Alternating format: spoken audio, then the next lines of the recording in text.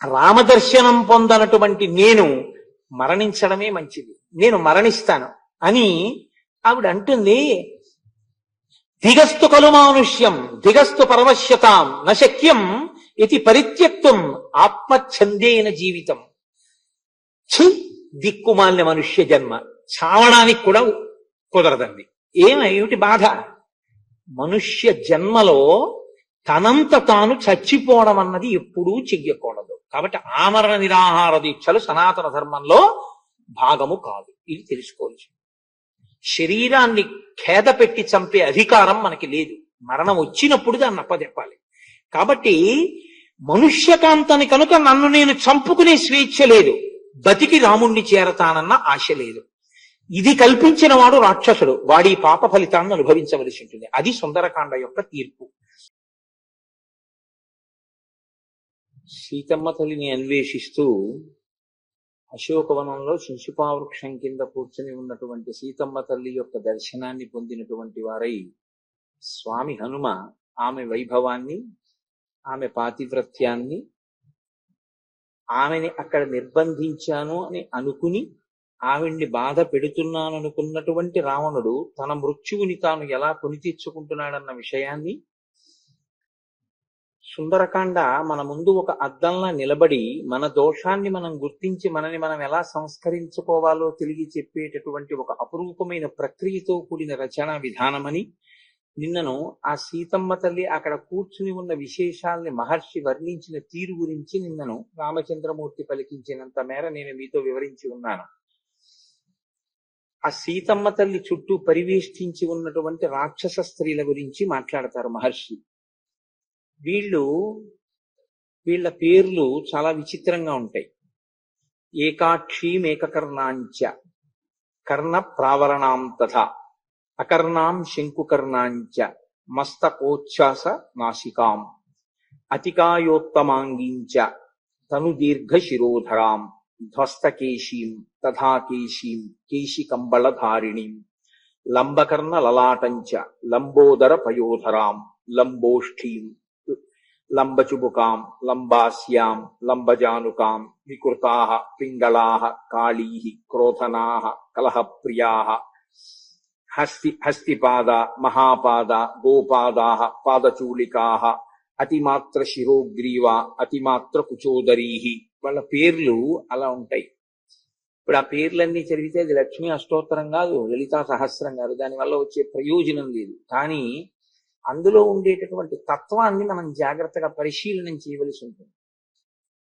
ఇక్కడ ఉన్నటువంటి వాళ్ళు ఒక్క కన్ను మాత్రమే కలిగినటువంటిది, ఒక చెవి కలిగినటువంటిది, తల చుట్టూ చెవులు పెరిగినటువంటిది. అంటే ఇక్కడ ఉండవలసినటువంటి చెవి, ఈ చెవి ఇక్కడ వరకు, ఈ చెవి ఇక్కడ వరకు పెరిగితే అది చాలా వికృతంగా ఉంటుంది. అలా వికృతంగా పెరిగినటువంటి చెవులు కలిగినటువంటిది.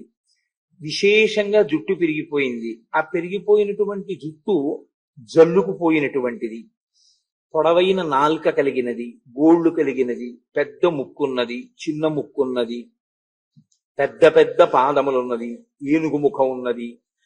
గుర్రాలు, ఒంటెలు, ఏనుగులు వీటి నోళ్లు ఎలా ఉంటాయో అటువంటి నోళ్లు కలిగినటువంటి వాళ్ళు. ఇలాంటి వాళ్ళందరూ సీతమ్మ తల్లి చుట్టూ పరివేష్టించి ఉన్నారు. ఎందుకు వీళ్ళని పెట్టడం రావణాసురుడు అంటే, ఇందులో రెండు కారణములు శ్రీరామాయణంలో మీకు ప్రస్ఫుటంగా కనపడతాయి. రావణుడు ఎంత వ్యగ్రతతో కూడిన బుద్ధితో అక్కడ ఉంచాడో అంత ప్రసన్నమైనటువంటి మనసు కలిగిన తల్లి సీతమ్మ. దీన్ని మహర్షి నిరూపిస్తారు సుందరకాండలో. అన్నిటికన్నా శక్తివంతమైనటువంటి ఇంద్రియం, నాయకత్వం వహించగలిగినటువంటి ఇంద్రియం నయనం.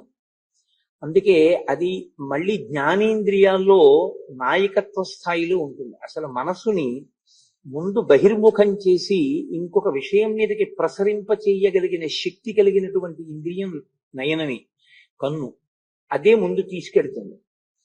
అటువంటి కంటికి మిగిలిన ఇంద్రియాలతో ఒక సంబంధం ఉంటుంది.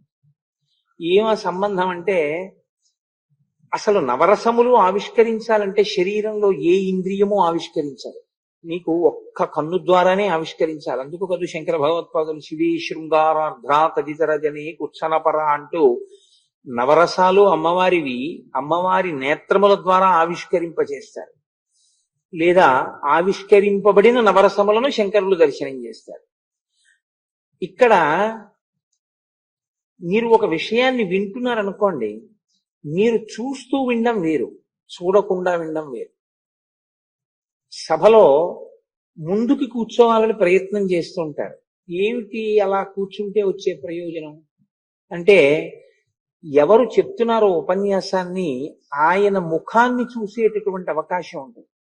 ఆయన ముఖాన్ని చూడడానికి ధార్మికోపన్యాసం చేసేటటువంటి వ్యక్తి యొక్క ముఖం అదేం సినీ కళాకారుడు ముఖం కాదు, ఆయన మేకప్ వేసుకురాడు. మరి ఎందుకు చూడటం అంటే, మీరు చూస్తూ విన్నటువంటి దాని యొక్క శక్తి వేరు, చూడకుండా విన్న దాని శక్తి వేరు. మీరు ఎప్పుడైనా సరే, అది ధార్మికోపన్యాసమే కాక్కర్లేదు, ఒక ఉపాధ్యాయుడు చెప్పేటటువంటి పాఠమైనా సరే, ఎదురుగుండా మీరు చూస్తూ వింటే తొందరగా మీ మనసు దాన్ని పుచ్చుకుంటుంది. మీరు చూడకుండా కేవలం శబ్దాన్ని వింటూ మాత్రమే గ్రహించాలంటే మీకు దాని యందు నిష్ట ఎక్కువ ఉండాలి. అలా మీ దృష్టిని కేంద్రీకరించగలిగినటువంటి శక్తి కూడా మీకు పటుతరంగా ఉండాలి. చూస్తూ విన్నదానికన్నా చూడకుండా వినడంలో చాలా జారిపోతాయి. ఎందుకనంటే మనసు తొందరగా అటు ఇటు వెడుతుంది. మనసుని కట్టగలిగిన లక్షణం దేనికి ఉంటుందంటే, ఆ ముఖాన్ని, ఆ కంటికి ఉంటుంది. ఆ కన్ను మిగిలిన ఇంద్రియాలని తీసుకెళ్లి కూర్చోబెట్టగలదు. నడిచేటప్పుడు చేతులు ఎందుకు ఊపడం? చేతులు ఊపడం ప్రధానం కాదు, చేతులు ఊపడం వల్ల గమనవేగం పెరుగుతుంది. ఊగుతున్న చేతులు నడకని సులభతరం చేసినట్టే చూస్తూ వినడం వినే శక్తిని పెంచుతుంది. అలాగే మీకు ప్రతికూలమైనటువంటి విషయాన్ని స్థాపించేటప్పుడు మొట్టమొదట మీ కంటికి జుగుప్స కలిగించేది, మీ మనసుకి అప్రీతిని కలిగించేది, అస్తమానం మీ కన్ను చూడవలసి వచ్చింది అనుకోండి, బిగుడు పడుతుంది మనస్సు. మీరు చూడండి, దేనికి భయపెడతాడంటే మనిషి, తాను చూడలేనిది అనుకోండి, తాను చూడలేని దృశ్యం తన కళ్ళ ముందు అలా కనపడుతోంది అనుకోండి, గంట చూస్తాడు, 2 గంటలు చూస్తాడు, 3 గంటలు చూస్తాడు, తర్వాత బిగుడు పడిపోతుంది మనసు. ఈ బిగుడు పడడం అన్నది దేనికి దారి తీస్తుందంటే, అసలు మనకి ఇది కనపడకుండా ఉండాలి అంటే ముందు ఏ పని కోసమని, మీతో ఏది చేయించడం కోసమని అటువంటి దృశ్యాన్ని మీ ముందు పెట్టారో దానికి మీరు వశులవుతారు. ఇక్కడి నుంచి తప్పుకుంటే చాలన్న బుద్ధి ఏర్పడుతుంది. అది చాలా సహజం. భయానకమైనటువంటి విషయాన్ని చూపిస్తున్నారు అనుకోండి, చిన్నపిల్లలు మనం వెళ్ళిపోదాం నాన్నగారండి, ఇక్కడ వద్దు నాన్నగారండి, ఈ సినిమా వద్దు నాన్నగారండి, వెళ్ళిపోదాం నాన్నగారండి అంటారు, లేకపోతే టీవీ కట్టేయండి నాన్నగారండి అంటారు. ముందు అక్కడ కళ్ళ ముందు నుంచి అది వెళ్ళిపోవాలి. అప్పుడు మీరు అయితే రేపు స్కూల్కి వెడతావా అని అడిగారు అనుకోండి, వెళ్ళిపోతాను నాన్నగారండి కట్టేయండి అంటారు. కళ్ళ ముందు ఏదైనా భయంకరమైంది కనపడడం అనేటటువంటిది మీరు కోరుకున్న కోరికని అంగీకరింప చెయ్యడానికి చేసే ప్రక్రియల్లో ఒక భాగం అయి ఉంటుంది కూడా. ఎందుకంటే అది మనసు మీద తిన్నగా ప్రభావాన్ని చూపించగలదు. అసలు ఆలోచన శక్తిని ఆపు చెయ్యగలిగినటువంటి స్థితి కంటి ముందు కనపడే దృశ్యానికి ఉంటుంది. మీరు చూడండి, ఏదో ఆలోచిస్తూ వెళుతున్నారు అనుకోండి, హఠాత్తుగా మీ ముందు కారు కింద ఒక పిల్లి పడిపోయింది అనుకోండి, అబ్బా అని ఒక్కసారి మీ ఆలోచన స్రవంతంతా ఆగిపోతుంది. కన్ను చూసినటువంటి విషయం ఏదుందో దానికి మనసు తొందరగా స్తబ్దం అవుతుంది.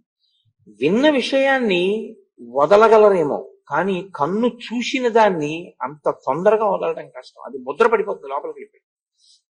ఆ ముద్ర తీయాలంటే వచ్చే సమస్య ఏమిటంటే, ఒకటి విన్నదాన్ని మర్చిపోవడానికి ఇంకొకటి వింటూ ఉంటే పర్వాలేదు.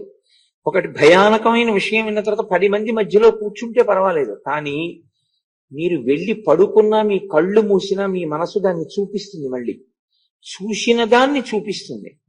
ఇప్పుడు సీతమ్మ యందు ఉన్నటువంటి ప్రజ్ఞ మీరు గమనించవలసి ఉంటుంది. ఆవిడ ఈ బాహ్య నేత్రాన్ని తెరిస్తే భయంకరమైన స్వరూపాలన్నీ ఉన్నాయి. ఈ బాహ్య నేత్రాన్ని మూస్తే పరమ సుకుమారుడు, రాశీభూతమైనటువంటి సౌందర్యమూర్తి అయిన రామచంద్రమూర్తిని ఆవిడ దర్శనం చేస్తాం. ఆవిడ మనస్సు యొక్క శక్తిని మీరు గమనించవలసి. అందుకే శోకధ్యానపరాం దీనాం కృషాం అని 1కి 10 మార్లు అంటారు మహర్షి. అది ధ్యానము చేయగలిగినటువంటి వ్యక్తి యొక్క స్థితి, అతని ఉద్ధరణ ఎలా ఉంటుంది అన్నది, అతను ఏ స్థానాన్ని పొందుతాడు అన్నదానికి పరాకాష్ట. అదే పరీక్ష. సుందరకాండలో వేరొకరు పరీక్ష పెట్టి నిర్ణయాలు చేయరు. మీరు అక్కడ ఎలా కూర్చున్నారు, మీరు ప్రతిబంధకాన్ని ఎలా తట్టుకుంటున్నారు అన్నదాన్ని బట్టి మీ అభ్యున్నతి ఉంటుంది అన్నదాన్ని నిరూపణ చేస్తూ ఉంటారు. మీరు చాలా జాగ్రత్తగా దీన్ని గమనించగలిగితే, అంతర్ముఖత్వము అనేటటువంటిది అలవాటైనటువంటి వాడికి బాహ్యంలో ఉండేటటువంటి ఎంత భయానకమైన పరిస్థితిని నేను కల్పించి దాన్ని ధ్వంసం చెయ్యగలను అనుకున్నవాడైనా విఫలమైపోక తప్పదు. ఇందుచేత అంటే అంతర్ముఖ అమ్మవారు అలాగని అసలు కళ్ళు తెరవలేదని మీరు అనుకుంటున్నారేమో. నిన్ననే చెప్పారు మహర్షి, ఆవిడ కళ్ళు తెరిచి ఉంది, ఆవిడికి చెట్లు కనపట్టలేదు, పువ్వులు కనపట్టలేదు, పళ్ళు కనపట్టలేదని. ఆవిడ కళ్ళు తెరిచి చూస్తుంది. ఇది నేను చెప్పినంత తేలిక విషయం కాదు. నేను మీకు బాగా పట్టుకోవడానికి ఒక ఉదాహరణ చెప్తా. మీరు చూడండి, మీరు ఈశ్వరార్చన చేసినటువంటి పువ్వుల వంక చూసి కళ్ళు మూసుకోండి, మీకు ఆ పువ్వులు కనపడాలనేం లేదు. వెంకటాచలం వెళ్ళి వెంకటేశ్వర స్వామి వారిని దర్శనం చేసి వచ్చి, ఏది వెంకటేశ్వరుని చెప్పండి నా పాదమస్తకం, చెప్పలేరు. ఒక దీపాన్ని వెలిగించిన తర్వాత మీరు ఆ దీపం వంక అలా చూసి కళ్ళు మూసుకోండి, వెంటనే కదులుతున్న ఆ జ్యోతి మీ కళ్ళల్లో కనపడదు. దీపానికి కంటికి ఉన్న శక్తి ఏమిటంటే, ఎదురుగుండా బాగా చూసినది ఏదో కన్ను మూశాక కూడా దాన్ని చూపిస్తుంది. ఇది ఒకనాడు ఉండొచ్చు, 2 రోజులు ఉండొచ్చు, అలా చూసి కూడా తట్టుకునే శక్తి. కానీ కాలంలో ఏమైపోతుందంటే, కొన్నాళ్ళు కొన్నాళ్ళు పోయిన తర్వాత అయినా ఈవిడ జ్ఞానేంద్రియములన్నీ కూడా డస్సిపోయేటట్టు చేస్తున్నాడు. రావణుని యొక్క రాక్షసత్వం అక్కడ ఉంది. రాక్షసుడని మీరు కేవలం అనడం కాదు, రావణుని యొక్క రాక్షసత్వపు ఉద్ధతి ఎన్ని కోణాలలో ఉంటుందో మీరు చూడగలగాలి. జ్ఞానేంద్రియములు డస్సిపోయిన వ్యక్తికి పిచ్చొస్తుంది. తను చూడలేనిది చూసి, తను వినలేనిది విని, తను స్పృశించలేనిది స్పృశించి, తను ఉండలేని చోట ఉండి, 5 జ్ఞానేంద్రియములు ఏం చేయాలి, తను వాసన చూడకూడనిది చూసి చెయ్యవలసి వచ్చింది అనుకోండి, కొన్నాళ్ళకి ఏమవుతుందో తెలుసా అండి, చిత్త చాంచల్యం. ఇది దాని తాలూకా విశేష ఫలితం. ఎందుకంటే నాకు రక్తపు వాసన, మాంసపు వాసన పడవనుకోండి, నా ఎదురుగుండా ఇంత దగ్గరగా ఒక 2000 మంది ఒంటి నిండా నెత్తురు పూసుకుని మాంసం తింటూ కూర్చున్నారు అనుకోండి, ఇప్పుడు నాకు ఆ వాసన ఏం చేస్తుంది, కాసేపటికి కడుపులో తిప్పేస్తుంది. నాకు ఏది అస్సలు ఇష్టం ఉండదో, ఏది నేను పుట్టిన పర్యంతమో అటువంటివి చూడలేదో, అవే నా కళ్ళ ముందు కొన్ని నెలలు కనపడుతున్నాయి అనుకోండి, నా కన్ను ఏమైపోతుంది, బడలిపోతుంది. నాకు ఇష్టమైన రామచంద్రమూర్తి గురించి చెప్పడం ఒక్కడూ లేక, రామచంద్రమూర్తికి వ్యతిరేకంగా మాట్లాడడం, నాకు ఇష్టం లేని రావణుణ్ణి స్తోత్రం చేయడం, అదే విందనుకోండి, చెవి ఏమైపోతుంది, బడలిపోతుంది. నేను ఏవి స్పృశిద్దామని కోరుకున్నానో, ఏ రామపాదాలని ప్రతిరోజు ముట్టుకోవాలని కోరుకుంటానో, అంటే మీకు తేలికగా అర్థం అవడానికి నన్ను సీతమ్మగా ఊహించి చెప్తున్నదని మీరు భావించవలసి ఉంటుంది. నేను ఏ రామపాద స్పర్శని నేను అభిలషిస్తానో, ఆ స్పర్శ నాకు దొరకకుండా నేను అక్కడ ఏ వస్తువుని స్పృశించాలన్నా అది ఏ వేషంతో వచ్చి కనపడుతోందో అన్న భయానికి నేను లోనై ఉన్నాను అనుకోండి, నేనేది స్పృశించలేని స్థితి. ఇప్పుడు 5 జ్ఞానేంద్రియములు బెదిరిపోయి బడలిపోయి అనుకోండి, 5 జ్ఞానేంద్రియముల యొక్క కిటికీలతోటే చూడవలసిన మనస్సు ఏమైపోతుంది, బడలిపోతుంది. అప్పుడు జాగృతిలో ఇవే చూస్తే స్వప్నంలో ఏం చూపిస్తుంది, ఇవే చూపిస్తుంది. అప్పుడు ఇంకా సుషుప్తేది బడలిపోయి, అప్పుడు కూడా ఇప్పుడు నిద్దట్లో భయపడి ఉలిక్కి పడితే ఆ ఉలికిపాటుకి ఉపశాంతి కల్పించేది మీకు కనపడాలి కదా, అప్పుడు మీకు ఆ ఉలికిపాటు పోతుంది. నాకు కల్లో ఏదో ఒక భయంకరమైనది కనపడింది అనుకోండి, నేను ఏదో ఒక నదీ తీరంలో నడుస్తుంటే ఆ నదీ తీరంలో పెళ్ళ విరిగి నేను నీటిలో పడిపోయి కొట్టుకుపోతున్నట్టు కల వచ్చింది అనుకోండి, నాకు ఊపిరాడక పెద్ద ప్రవాహంలో నేను కొట్టుకుపోతూ ఈత రాక కొట్టుకుపోతున్నట్టు కలొస్తే, నేను కళ్ళు విప్పేటప్పటికీ ప్రశాంతంగా చక్కగా నా గది గోడల మీద నా ఆరాధ్య దైవం తాలూకు ఆ మూర్తులతో చిన్న వెలుతురులో పడక గది ఉందనుకోండి, ఉపశాంతి పొందుతుంది మనస్సు. ఇంతకన్నా భయంకరమైంది ఏదో నేను కళ్ళు తెరిచేటప్పుడు కనపడుతోంది అనుకోండి, ఇప్పుడు ఈ ఉలికిపాటు ఇంకా పెరిగిపోతుందా, ఉలికిపాటు తగ్గుతుందా? ఇంకా పెరిగిపోతుంది. ఇలా జరిగి జరిగి జరిగి జరిగి శరీరము డసిపోయి, మనసు డసిపోయి, నిస్సత్తువ వచ్చి, నీరసం వచ్చి, తను కోరుకున్న వస్తువు వస్తుందో రాదో తెలియక, అసలు లోకంలో ఏది చూసినా ఒక అనుమానాస్పదమైనటువంటి పరిస్థితి ఏర్పడిపోయి, సన్యాసి కనబడితే సన్యాసిని నమ్మచ్చో నమ్మకూడదో తెలియదు, ఒక మృగం కనపడితే మృగమో మృగం కాదో తెలియదు. ఇటువంటి బెగుడుతో కూడిన వాతావరణమునందు ఉన్నటువంటి వ్యక్తి రెండు పొందాలి. పొందితే అవతలవాడు ఏది కోరి ఇవన్నీ సృష్టించాడో దానికి లొంగిపోవాలి. అయ్య బాబోయ్, ఈ బాధ ఎక్కడ పడతాం. రెండవది, మీకు వీటిని దాటగలిగిన శక్తి ఉంటే ఇన్నిటిని చూసి కళ్ళు మూసుకొని కూడా మీరు కోరుకున్న దాన్ని ధ్యానించి, మీరు దాని పక్కన మీరు ధ్యానంలో కూర్చుని మీరు మానసిక ఉపశాంతిని పొందగలిగి ఉండాలి. రెండే ఉండాలి. సీతమ్మ ఏ స్థితిలో ఉంది ఎక్కడన్నా చెప్పారా మహర్షి? బయటవి చెప్తారు, లోపలవి చెప్తారు. ఇలాంటి పరిస్థితుల్లో ఇలా ఉందని మాత్రం ఆయన చెప్పారు. అది సుందరగా. ఇక్కడ ఈ పరిస్థితిని మీరు చూస్తున్నారు. ఇటువంటి రాక్షస స్త్రీలు ఉన్నారు. ఆవిడలా ఉంది. ఉపవాస కృషాం దీనాం నిశ్వసంతీం పునః దదర్శ శుక్లపక్షాదౌ చంద్రరేఖామివామలాం మంద ప్రఖ్యాయమాణేన రూపేణ రుచిర ప్రభాం. బాహ్యంలో ఆవిడ సృష్టించిపోయింది. ఆంతరమనందు ఆవిడ నిర్భయ స్థితిలో ఉంది. ఎక్కడది నిర్భయ స్థితి? ఆవిడ విశ్వాసము ఈశం మాత్రము చెక్కు చెదరలేదు. రాముడు రాడేమోనన్న భయం ఆవిడికి కించిత్ లేదు. ఆవిడికి అంత విశ్వాసం ఉంది. అసలు మొట్టమొదట విశ్వాసము అన్న మాట ఎక్కడ అవసరం అంటే, మీకు కాలంలో అన్ని మీరు కోరుకున్నవి కలిసి వచ్చినప్పుడు విశ్వాసం అన్న మాటకు అర్థమేం ఉండదు. ఇప్పుడు నేను తెల్లవారకట్ట లేచి సంధ్యావందనం చేసుకుందాం అనుకున్నాను అనుకోండి. చక్కగా తెల్లవారుదాం నేను నిద్రలేచేటప్పటికి సంతోషంగా నిద్రలేచి మా ఆవిడ మన్నీళ్లు పెట్టి నేను వెళ్ళి దావళి కట్టుకుని సంధ్యావందనం చేసుకున్నాను అనుకోండి. ఇప్పుడు ఈశ్వరుడు ఉన్నాడు అని నేను అనవలసిన పని నాకు పెద్ద ఏమి ఉండదు. లేచాను, హాయిగా అన్ని అనుకూలంగా ఉన్నాయి, చేసుకున్నాను. నేను నిద్ర లేచేటప్పటికి ఇవాళ పంపులు రావట్లేదు, ఓవర్ హెడ్ వాటర్ ట్యాంక్ లో నీళ్లు లేవు అన్నారు అనుకోండి.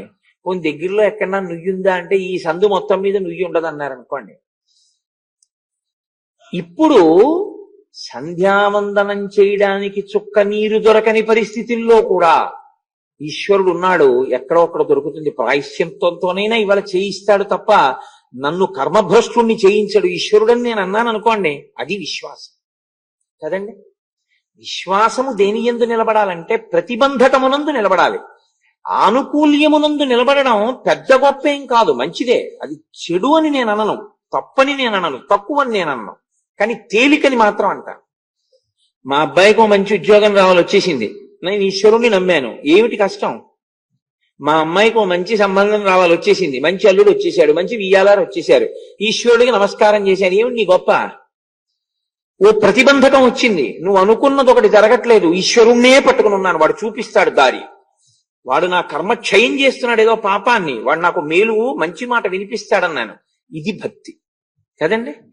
ప్రతిబంధకమునందు ఉంచుకుంటే భక్తి, ఆనుకూల్యమునందు స్మరిస్తే కృతజ్ఞత. స్మరించకపోతే కృతజ్ఞత చూసమండి. ఇది ఈశ్వరానుగ్రహం అంటేనే ప్రసాద బుద్ధి, ప్రసాదముగా అనుభవించడం. మీరు అనుభవిస్తున్నదాన్ని ప్రతికూలమునందు విడిచిపెట్టకుండా ఉండాలి. ఇలా విడిచిపెట్టకుండా ఉండగలిగిన ప్రజ్ఞ ఇమ్మని ఈశ్వరుణ్ణి అడగాలి. మీరు ఎప్పుడైనా అడిగితే ఈశ్వరా నాకు అన్ని కలిసి రావాలని అడగకూడదు. అన్నీ కలిసి రావాలని మీరు అడగడానికి, మీకు అన్నీ మీరు కోరుకున్నట్టు ఉంటే మీరు సంతోషించి సుఖమును పొందాలంటే మీరు చేసినదంతా పుణ్యమే అయి ఉండాలి. మీరు ఆలోచించండి. అంతా పుణ్యమే అయితే మీరు మనుష్య జన్మలోకి రారు, మీరు దేవతలు అయి ఉంటారు. అంతా పుణ్యమే అయితే దేవతలు అవుతారు, అంతా పాపమే అయితే తిరియక్కులు అవుతారు. పుణ్యము పాపము కూడా ఉంటే మనుష్యుడిగా వస్తారు. ఇవాళ ఏడిస్తే రేపు నవ్వుతారు, చీకటి ఉంటే వెన్నెలు ఉంటుంది, ఎత్తుంటే పల్లం ఉంటుంది. కాబట్టి ఓ కష్టం వచ్చింది, ఓ ఈశ్వర ఉదారుడవు, నా పాపం తీసేస్తున్నావు, కానీ తండ్రి నీ పాదములను పట్టుకోవడంలో వైక్లభ్యం రాకుండా చూడు. ఇది మీరు అడగగలిగారనుకోండి, మనుష్య జన్మ యొక్క సార్థకతని పొందినట్టు. ఇది మనుష్య జన్మ యొక్క సార్థకత. అందుకే ధూర్జటి పద్యాలంటే అంత ఇష్టం. ఇది ఆవిష్కరిస్తాడు ఆయన.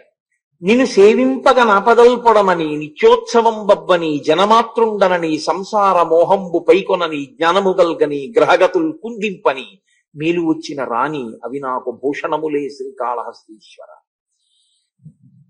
పొగడని తెగడని, కలిసిరాని పోని, సుఖమనిపించని దుఃఖమనిపించని, అవన్నీ నాకు భూషణములే అని నేను అనుకోగలిగితే ఆనాడు నేను నీ అనుగ్రహాన్ని పొందినవాడిని ఈశ్వర. తప్ప కలిసి వస్తే నువ్వు ఉన్నావని, కలిసి రాకపోతే నువ్వు లేవని అన్ననాడు నా భక్తి కాదు. కాబట్టి నాకొద్దు. ప్రతికూలమైన పరిస్థితిలో పట్టుకోగలిగినటువంటి ప్రజ్ఞ ఉండాలి. దానికి చాలా గొప్ప అత్యవసాయముతో కూడినటువంటి బుద్ధి ఉండాలి.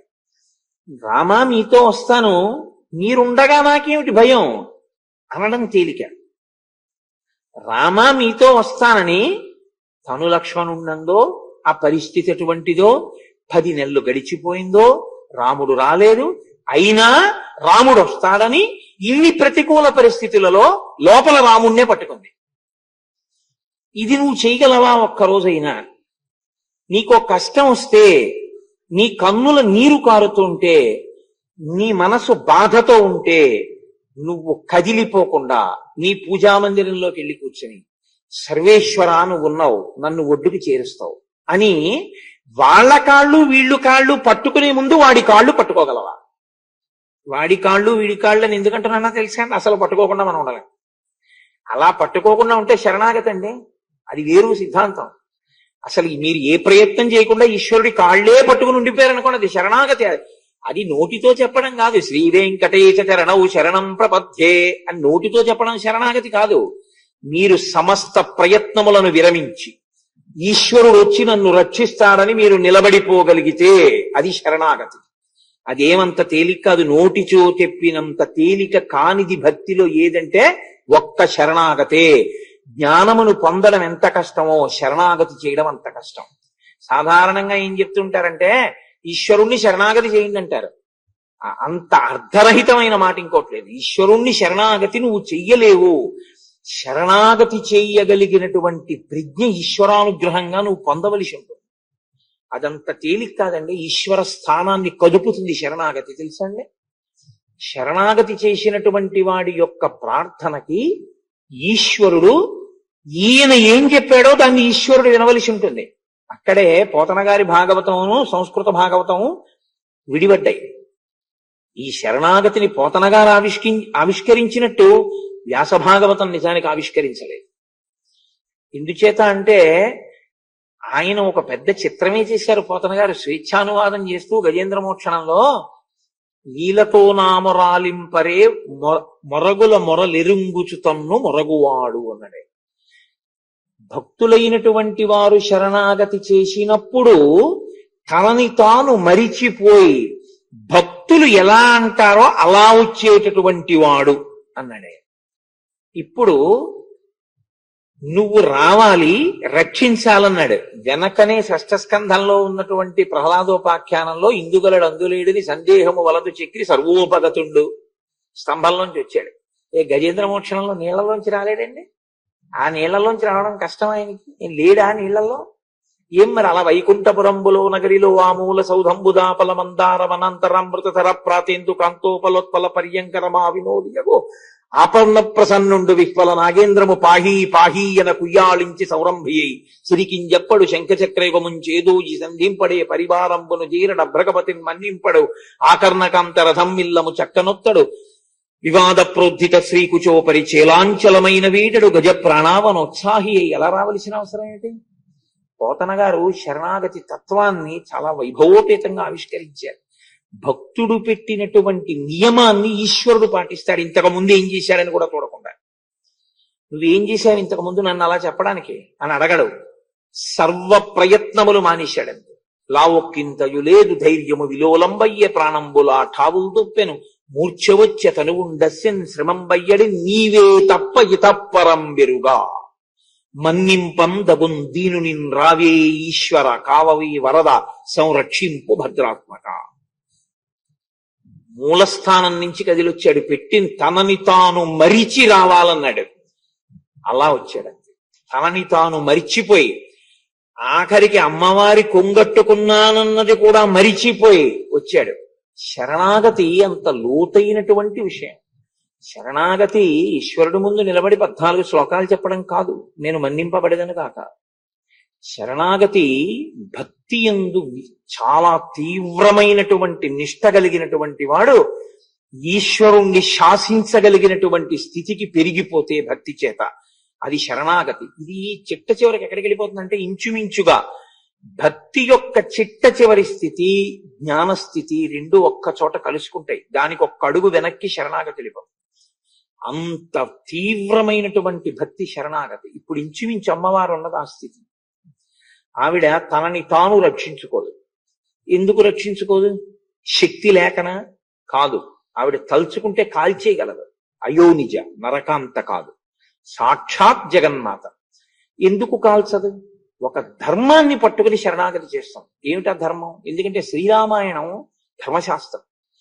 మనుష్యులకి ధర్మాన్ని చెప్పడానికి వచ్చినటువంటి రామాయణం అయోనిజ కనుక ఆమె నరకాంత కాదు. కాబట్టి ఏదైనా స్పష్టంగా తెలుస్తోంది. కాబట్టి ఆవిడ మాయాస్వరూపం.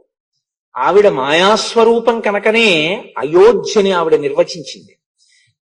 పరాత్పరుడు ఎక్కడున్నాడు అన్నది మాయని బట్టే తెలియాలి. ఎవడు మాయని వహించి భరించి ధరించగలడో వాడు పరాత్పరుడు. ఎవడు శివధనస్సుని ఎక్కుపెట్టి సీతమ్మని చేపట్టాడో వాడే పరమేశ్వరుడు. నరుడిగా పుట్టిన పరమేశ్వరుడు ఎవడో ఆవిడ చెప్పింది సీతమ్మ. కాబట్టి ఆవిడే మాయ. మహామాయా విశ్వం భ్రమయసి పరబ్రహ్మ మహిషి. ఆవిడ లోకాన్ని తిప్పగలదు. ఇప్పుడు రావణుని యొక్క ఇంద్రియములకు లౌల్యము కల్పించి ఆయన మృత్యువు వైపుకి వెళ్ళేటట్టు చేస్తున్నది ఆవిడే.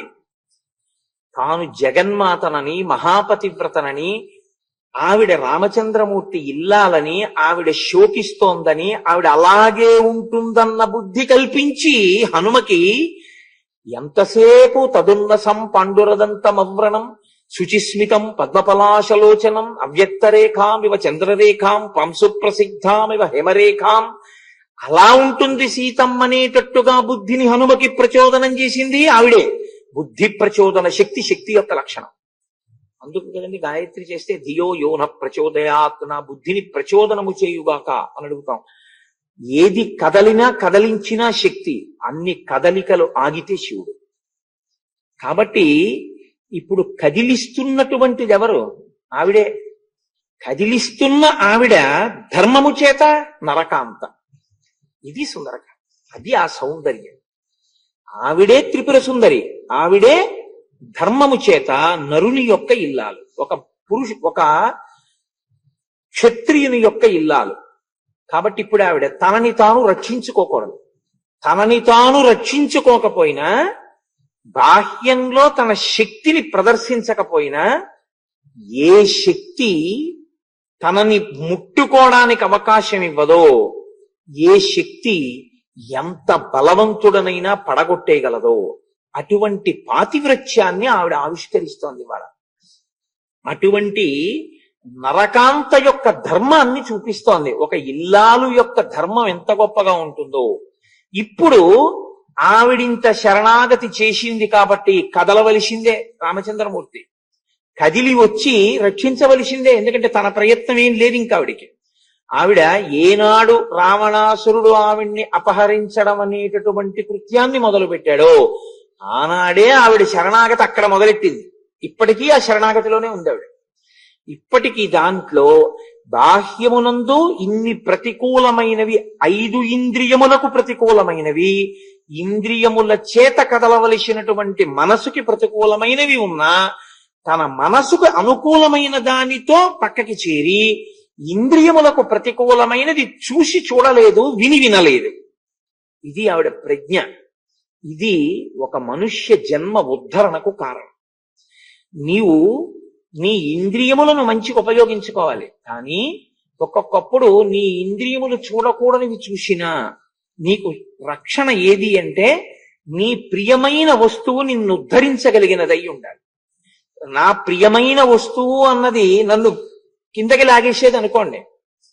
ఒక ఉదాహరణ చెప్పాలంటే, మా ఇంట్లో ఒక కుక్క మీద నాకు చాలా ప్రియమైన వస్తువు అనుకోండి, దాన్ని తలుచుకుంటే నేను ఉపశాంతి పొందుతాను, సేద తీరుతాను. ఒక్కొక్కడికి ఒక్కొక్క పిచ్చి. నాకు ఆ పిచ్చి ఉంటే మీకేం అభ్యంతరం? మా పెట్ డాగ్ అంటుంటారు చూసారా, నాకు ఇష్టమైన కుక్క. వాడు కూడా వెళ్ళడు వాకింగ్కి, కుక్కతో కలిసే వెళ్తాడు. కాబట్టి ఇంటికి రాగానే భార్య ఏదని అడగాడు, కుక్క ఏదని అడుగుతాడు. అదే ముందు మీద పడి నా కాలంసారి. కాబట్టి ఇప్పుడు నేను నా కుక్కను తలుచుకున్నాను అనుకోండి, నాకు ఉపశాంతి. ఏమన్నా అప్పుడు ఉద్ధరణ కాదా అని మీరు అడిగారు అనుకోండి, ఒక్కనాటికి కాదు. ఎందుకో తెలుసా అండి, అది కాలంలో పోయేదే. కాలంలో పోయేదాన్ని పట్టుకున్నవాడివి నిన్నే ఉద్ధరిస్తుంది. కుక్క తోక పట్టుకుని గోదావరి ఈదడం అంటారు చూసారా, తను మునిగిపోయేది మిమ్మల్ని తేలుస్తుంది. కాలములో పుట్టి కాలములో పెరిగి కాలములో పడిపోయేదాన్ని కాలములో పడిపోకుండా ఉంచాలంటే కాలాతీతమైన దాన్నే పట్టుకోవాలి. కాలాతీత పరాత్పర రామ అంటాం. అందుకే పైకి నరుడు కానీ ఈశ్వరుడు కాదు. అలా అయితే ఏమంటే మరి మా ఆయన పాదాలు పట్టుకోవాలంటే మా ఆయన ఈశ్వరుడా? ఒక స్త్రీ ధర్మానికి సంబంధించినంత వరకు పతియే పరమేశ్వరుడు, అంతే. ఇంకా దానికి ఏమి ఇతర వ్యాఖ్యానం లేదు. మగవాడికైతే తను తరించడానికి కాలాతీతమైన వస్తువుని పట్టుకోవాలి. అది కూడా వేదము చేత ప్రతిపాదింపబడినటువంటి ఒక స్వరూపాన్ని పట్టుకోవాలి. పట్టుకుని ఉద్ధరణ పొందాలి. స్త్రీకి అలా ఏం లేదు. వాడు నీచుడా, నీచుడు కాడా, మంచివాడా, మంచివాడు కాడా, ఇవేం అక్కర్లేదు. పతిని అనుగమిస్తే చాలు. రావణుడు చెడ్డవాడు, మండోదరి మహాపతివ్రతే, అనుగమించింది పతివ్రతే. తార పతివ్రతే, సీతమ్మ పతివ్రతే. అదేంటండి మరి సీతమ్మ పాతివ్రత్యానికి ఒక గ్రేడు, మండోదరి పాతివ్రత్యానికి ఒక గ్రేడ్ ఉండవా? ఉండవు. పతిని అనుగమించడం ప్రధానం. సీతమ్మ ఎలా అనుగమించిందో మండోదరి అలా అనుగమించింది. పాతివ్రత్యం సంబంధంగా చెప్పాలంటే శ్రీరామాయణంలో సీతమ్మ తల్లిని తక్కెట్లో ఇటు కూర్చోబెడితే ఎంతో, మండోదరిని అటు కూర్చోబెడితే ఎంతో. అంతకన్నా తేడా ఉంటుందని మీరు చెప్పకూడదు ఇప్పుడు రామాయణంలో. అంతే ధర్మం. వాళ్ళిద్దరూ కాదు, నేను మీ అందరిది అదే స్థాయి అని చెప్తాను తప్ప అంతకన్నా తక్కువ వారు మీరని మాట్లాడే అధికారం రామాయణం నమ్ముకున్న ఎవ్వడికి ఈ దేశంలో లేదు. ఈ జాతిలో పుట్టిన ప్రతి స్త్రీ సీతమ్మయే అని నమ్మినవాడే రామాయణాన్ని నమ్మినవాడు అని లెక్క. కాబట్టి మీ అందరూ కూడా సీతమ్మలే, మీ అందరూ కూడా మీ భర్తని అనుగమించేవారే. పతిని అనుగమించి భార్య ఉద్ధరణ పొందుతుంది. పతి సతిని అనుగమించి పొందలేడు. ఆయన ఈశ్వరుణ్ణి పట్టుకోవాలి. కాలాతీతమైన ఈశ్వరుణ్ణి ఆయన పట్టుకోవాలి. మీరంటే భార్య భర్త కాళ్ళు పట్టుకోవాలి. పట్టుకుని ఉద్ధరణ పొందుతారు. ఇది ఎలా ఉంటుందో తెలుసా అండి, సనాతన ధర్మంలో సర్కస్ లో చూడండి, ఒక ఆయన ఉయ్యాలా పట్టుకుంటాడు, ఆయన కాళ్ళు కింద ఉంటాయి, ఆ కాళ్ళు ఇంకోడు పట్టుకుంటాడు. ఆ కాళ్ళు పట్టుకుని వేలాడుతున్న వాడి కాళ్ళు ఇంకోడు పట్టుకుంటాడు. ఇప్పుడు మూడో వాడి భద్రత ఎక్కడ ఉంది? పైన పట్టుకున్నవాడు పట్టుకున్న పట్టు మీద ఉంది కదా. వాడు జాగ్రత్తగా పట్టుకున్నాడు అనుకోండి, ఈ కిందవన్నీ కూడా సంతోషంగా ఉంటాయి. అది బాహ్యంలో. కానీ నీకు ఇక్కడికి వచ్చేటప్పటికి, ఈ అనుగమించడం విషయంలోకి వచ్చేటప్పటికి మొదటివాడు పట్టుకున్న పట్టు వాడికి ఒక్కడికే రక్షణ. కానీ ఆయన వదిలిపెట్టేసిన వాడైనా కూడా ఆయన కాళ్ళు, పతి కాళ్ళు పట్టుకున్న స్త్రీ మాత్రం దెబ్బతిందు. వాడు చెడ్డవాడు కావచ్చు, కానీ భర్తని ఈశ్వరుడిగా ఉపాసన చేసినటువంటి స్త్రీ ఎవరుంటుందో ఆవిడ ఈశ్వరుడికే చేసినట్టు వేస్తుంది, అంతే శాస్త్రం. ఆయనకి ఇడ్లీ చేసి పెట్టింది, ఈశ్వరుడికి బాలభోగం చేసింది. ఆయనకి అన్నం వండి పెట్టింది, ఈశ్వరుడికి మహానైవేద్యం పెట్టింది. నేను మహానైవేద్యం పెడితే ఈశ్వరుడు తినాలి అంటే ఒక నియమం ఉంటుంది. ఏది పెట్టినా తింటాడు. కానీ ఒక్క చిన్న షరతు పెడతాడు, పత్రం, పుష్పం, ఫలం, తోయం ఏదైనా తింటాను. ఎప్పుడు? యోమే భక్త్యా ప్రయచ్చతి, భక్తితో పెడితే తింటాను. అదేగా పెద్ద ఇబ్బంది. అక్కడ వస్తుంది ఇబ్బంది అంతా. అది పురుషుడికి కష్టం. స్త్రీ దగ్గరికి వచ్చేటప్పటికి ప్రీతితో పెట్టడం అన్నది చాలా సాధారణంగా జరిగిపోతుంది. అయ్యో పాపం అలిసిపోయి వచ్చారు, ఆయనకి అన్నం పెడదామని పెడుతుంది. నేను ఈశ్వరుడికి పెట్టేటప్పుడు, మహానైవేద్యం పెట్టేటప్పుడు తొందరగా నేను భోజనం చేయాలి, గబగబా ఏదో పెట్టేద్దాం, మధ్య మధ్య గబగబా పెట్టి నేను అన్నానికి వెళ్ళిపోతాను. మీరు అలా వెళ్ళరు. మీరు మెల్లిగా తినండి నేను తింటానులేండి, మీరు తినండి నేను తింటానులేండి అంటారు. మీరన్న మాట చేత మీరు తరించిపోయారు అంతే. పతిని అనుగమించి సనాతన ధర్మంలో ఆడది బాగా తరిస్తుంది యథార్థానికి. పురుషుడు తరించడంలో భక్తితో పట్టుకోవడం అన్నది రావాలి. ఎందుకంటేనండి, నేను మీతో ఒక యథార్థం మనవి చేస్తున్నాను. ఉపాధికి ఒక లక్షణం ఉంటుంది. అన్ని ఉపాధులకు ఒకలా తరించే అవకాశం లేనట్టే మనుష్య ఉపాధి యందు కూడా మళ్ళీ స్త్రీ ఉపాధికి పురుష ఉపాధికి తరించడంలో తారతమ్యం వస్తుంది. స్త్రీ వివాహమై పతిని పట్టుకుంటే చాలు తరిస్తుంది. పతిని పట్టుకోవడం అంటే అనుగమించి. పతిం విశ్వస్యాత్మేశ్వరవం శాశ్వతవం శివమచ్యుతమైన పతిని పట్టుకుని తరిస్తాడు. ఒకవేళ ఆయన అలా పట్టుకుని ఆయన పాదాలు ఈవిడా పట్టుకుని ఉంటే వీళ్ళిద్దరూ కాదు, దశ పూర్వేషాం దశ పరేషాం తరిస్తారు. ఇది తెలుసుకుని ఉండడం శ్రీరామాయణం యొక్క సందేశం. అది సుందరం, అది సౌందర్యం. అది పట్టుకోనప్పుడు ఇంకా మీరు ఎన్ని సౌందర్యాలు పట్టుకున్నా పట్టుకోవలసిన సౌందర్యం విడిచిపెట్టి మిగిలినవన్నీ పట్టుకున్నట్టు. ఉపయోగం ఏముందండి దానివల్ల ఉపయోగం ఉండదు. ఏది పట్టుకోవాలో అది విడిచిపెట్టారు. అందుకే మనకి పెద్దలు ఎప్పుడూ ఒక మాట చెప్తారు, వీడికి పట్టు విడుపు రావండి అంటారు. అసలు మనకి నేర్పేది ఏమిటో తెలుసా అండి? సనాతన ధర్మంలో తరించడం అన్నది దేని మీద ఉంటుందంటే ఈ పట్టు విడుపు మీదే ఉంటుంది. పట్టుకోవాలి, వదిలేసేటప్పుడు వదిలేయాలి. వదలకుండా పట్టుకున్నా తరించరు, పట్టుకుని వదలకపోయినా తరించరు. అదేమిటండి అంటారేమో మీరు. అందుకే కట్లు అలా వేస్తారు. గుంటూరు జిల్లా వాళ్ళకి బాగా తెలుస్తుంది. పత్తికి కట్టేస్తే ముందు ఒక తాటితో గట్టిగా దగ్గరికి మోకాళ్లతో గుద్ది కట్టేస్తారు. ఆ పత్తి కిందకి రాలకుండా ఉంటుంది బేల్. ఇప్పుడు ఆ బేల్ ని మెషిన్ మీదకి పంపిస్తారు. మెషిన్ ఏం చేస్తుందంటే గట్టిగా నొక్కుతుంది దగ్గరగా. అది బాగా దగ్గరగా నొక్కేస్తే ఈ కట్టు ఏమవుతుందో తెలుసా అండి? అది దగ్గరగా నొక్కుపోయింది కదా, ఈ కట్టు ఊడిపోతుంది. అప్పుడు అది బీడింగ్ వేస్తుంది, ఓ స్టీల్ బీడింగ్ వేసి క్లిప్ చేసేస్తుంది. ఇప్పుడు ఆ బేల్ని మీరు దాని మీద శానం పెట్టి పెద్ద సుత్తట్టుకొచ్చి దాన్ని బద్దలు కొడితే తప్ప మీకు ఆ బేల్లోంచి కాటన్ అంటే పత్తి ఊడి రాదు. జూట్ అయినా అంతే, మీకు గోనుగుడ్డలు సంచులు అలాంటివైనా అంతే, బేల్ చేసేస్తారు. ఇక మీరు దాన్ని వేగంలో బారాయండి, కిందకి దొల్లించేయండి, ఒక గోను సంచుడి కింద పడదు, అలా వేసేస్తారు కట్టు. ముఖం కాదన్న వైరాగ్యం వచ్చాక ఈ కట్టు తీసి వానప్రస్థం అన్న కట్టేస్తారు. వానప్రస్థం యొక్క ప్రయోజనం వచ్చేసాక ఆ కట్టు తీసి సన్యాసం అన్న కట్టేస్తారు. అన్ని కట్లు వదిలిపోయాక అసలు కట్లు వేసుకోవలసిన అవసరం లేని అనంతమునందు కలిసిపోతారు. పట్టుట వదులుట, కట్టుట వదులుట, ఇది సనాతన ధర్మంలో అంతర్లీనంగా వెడుతూ ఉంటుంది. ఈ పట్టు విడుపు రావాలి బాగాను. ఇది వస్తేనే తరిస్తారు. అది రాలేదనుకోండి, ఎన్ని ఆశ్రమాలు మారినా ఒకటే. ఎందుకు మారావు, ఏది పట్టుకున్నావు, ఎందుకు వదిలేవు, ఒక్కనాటికి తెలియదు. అందుకే ఆశ్రమం మారితే గురువుగారు ఉంటారు. మీరు చూడండి సనాతన ధర్మంలో బ్రహ్మచర్యంలోకి వెడితే గురువుగారు, ఉపనయనము అంటే వేదాధ్యయనము కొరకు గురువు దగ్గరకు పంపుట, గురు సంపర్కం. గృహస్థాశ్రమం మీరు కాదు పెళ్లి చేసుకుంటానని చెప్పవలసిన వాళ్ళు. Whether you are fit for it or not is to be decided by a గురువు. ఒక గృహస్థాశ్రమంలో స్నాతకోత్సవం గురువుగారు చేస్తారు. చేసి వీడు గృహస్థాశ్రమంలోకి వెళ్ళవచ్చు గురువుగారు చెప్తారు. అయింది. వానప్రస్థంలోకి వెళ్ళవచ్చు గురువుగారు చెప్తారు. సన్యాసం ఇవ్వవచ్చు ఎవరిస్తారు? సన్యాసం ప్రభుత్వాలు ఇవ్వవు. సన్యాసాలు స్వచ్ఛంద సంఘాలు ఏమి ఇవ్వవు. అదేం సర్టిఫికెట్ కాదు. మీ వైరాగ్యాన్ని చూసి ఇంతకు ముందు సన్యసించిన వాడు మీకు సన్యాసం ఇవ్వాలి. కాబట్టి ఇప్పుడు మీరు తరించడం అన్నది ఎవరి మీద ఆధారపడింది? గురువు మీదే. కట్టు వేసినా కట్టు విప్పినా గురువు గారే. యోమే భక్త సమే గురువు అన్నాడు. నా గురువు ఎవరో తెలుసా? రాముడే అని. ఆవిడ వేసుకుంది కట్టు అలాగా.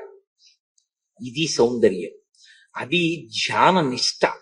ఈ నిష్ట కలిగినటువంటి తల్లి ఏం చేసిందో తెలుసా అండి? తను రాముడితో కలిసి ఉంటే ధ్యానమునందేమవ్వాలి? రాముడి లక్షణాలే సీతమ్మకి రావాలి. మీరు ఓ ఇనమ్ముక్క పట్టుకొచ్చి ఓ మేకో పట్టుకొచ్చి అయస్కాంతం మీద అదే పనిగా రుద్దారు అనుకోండి, ఈ మేక ఏమవుతుందో తెలుసా అండి? అయస్కాంతం అయిపోతుంది. అయిపోయి ఇప్పుడు ఈ మేకుని గుండు సూది దగ్గరికి అట్టుకెడితే గుండు సూదిని మేకు లాక్కుంటుంది. రాముడి లక్షణాలు సీతమ్మకి రావాలి ఉపాసనలో. అది ధ్యానమునందు నిష్ఠ అంటే అది. అందుకే ఒక పురుగు వెళ్ళి ఒక కందిరీగా అదే పనిగా తిరిగింది అనుకోండి, ఏదో భ్రమర కీటక న్యాయం అంటారు చూసారా, అలా కీటకం చూసి చూసి చూసి చూసి గూట్లోంచి అదే పనిగా చూస్తే సీతాకోక చిలుక పైన గండుతుండే తిరుగుతుంటే చూసి చూసి చూసి చూసి ముందు భయంతోటో విహ్వలతతోటో అలా దాని వంకే చూసి చూసి చూసి చూసి చూసి దృష్టి కేంద్రీకరించి ఇది అది అయిపోతుంది. అయిపోయి ఇది ఎగిరిపోతుంది, అంతే, భ్రమరం అయిపోయి.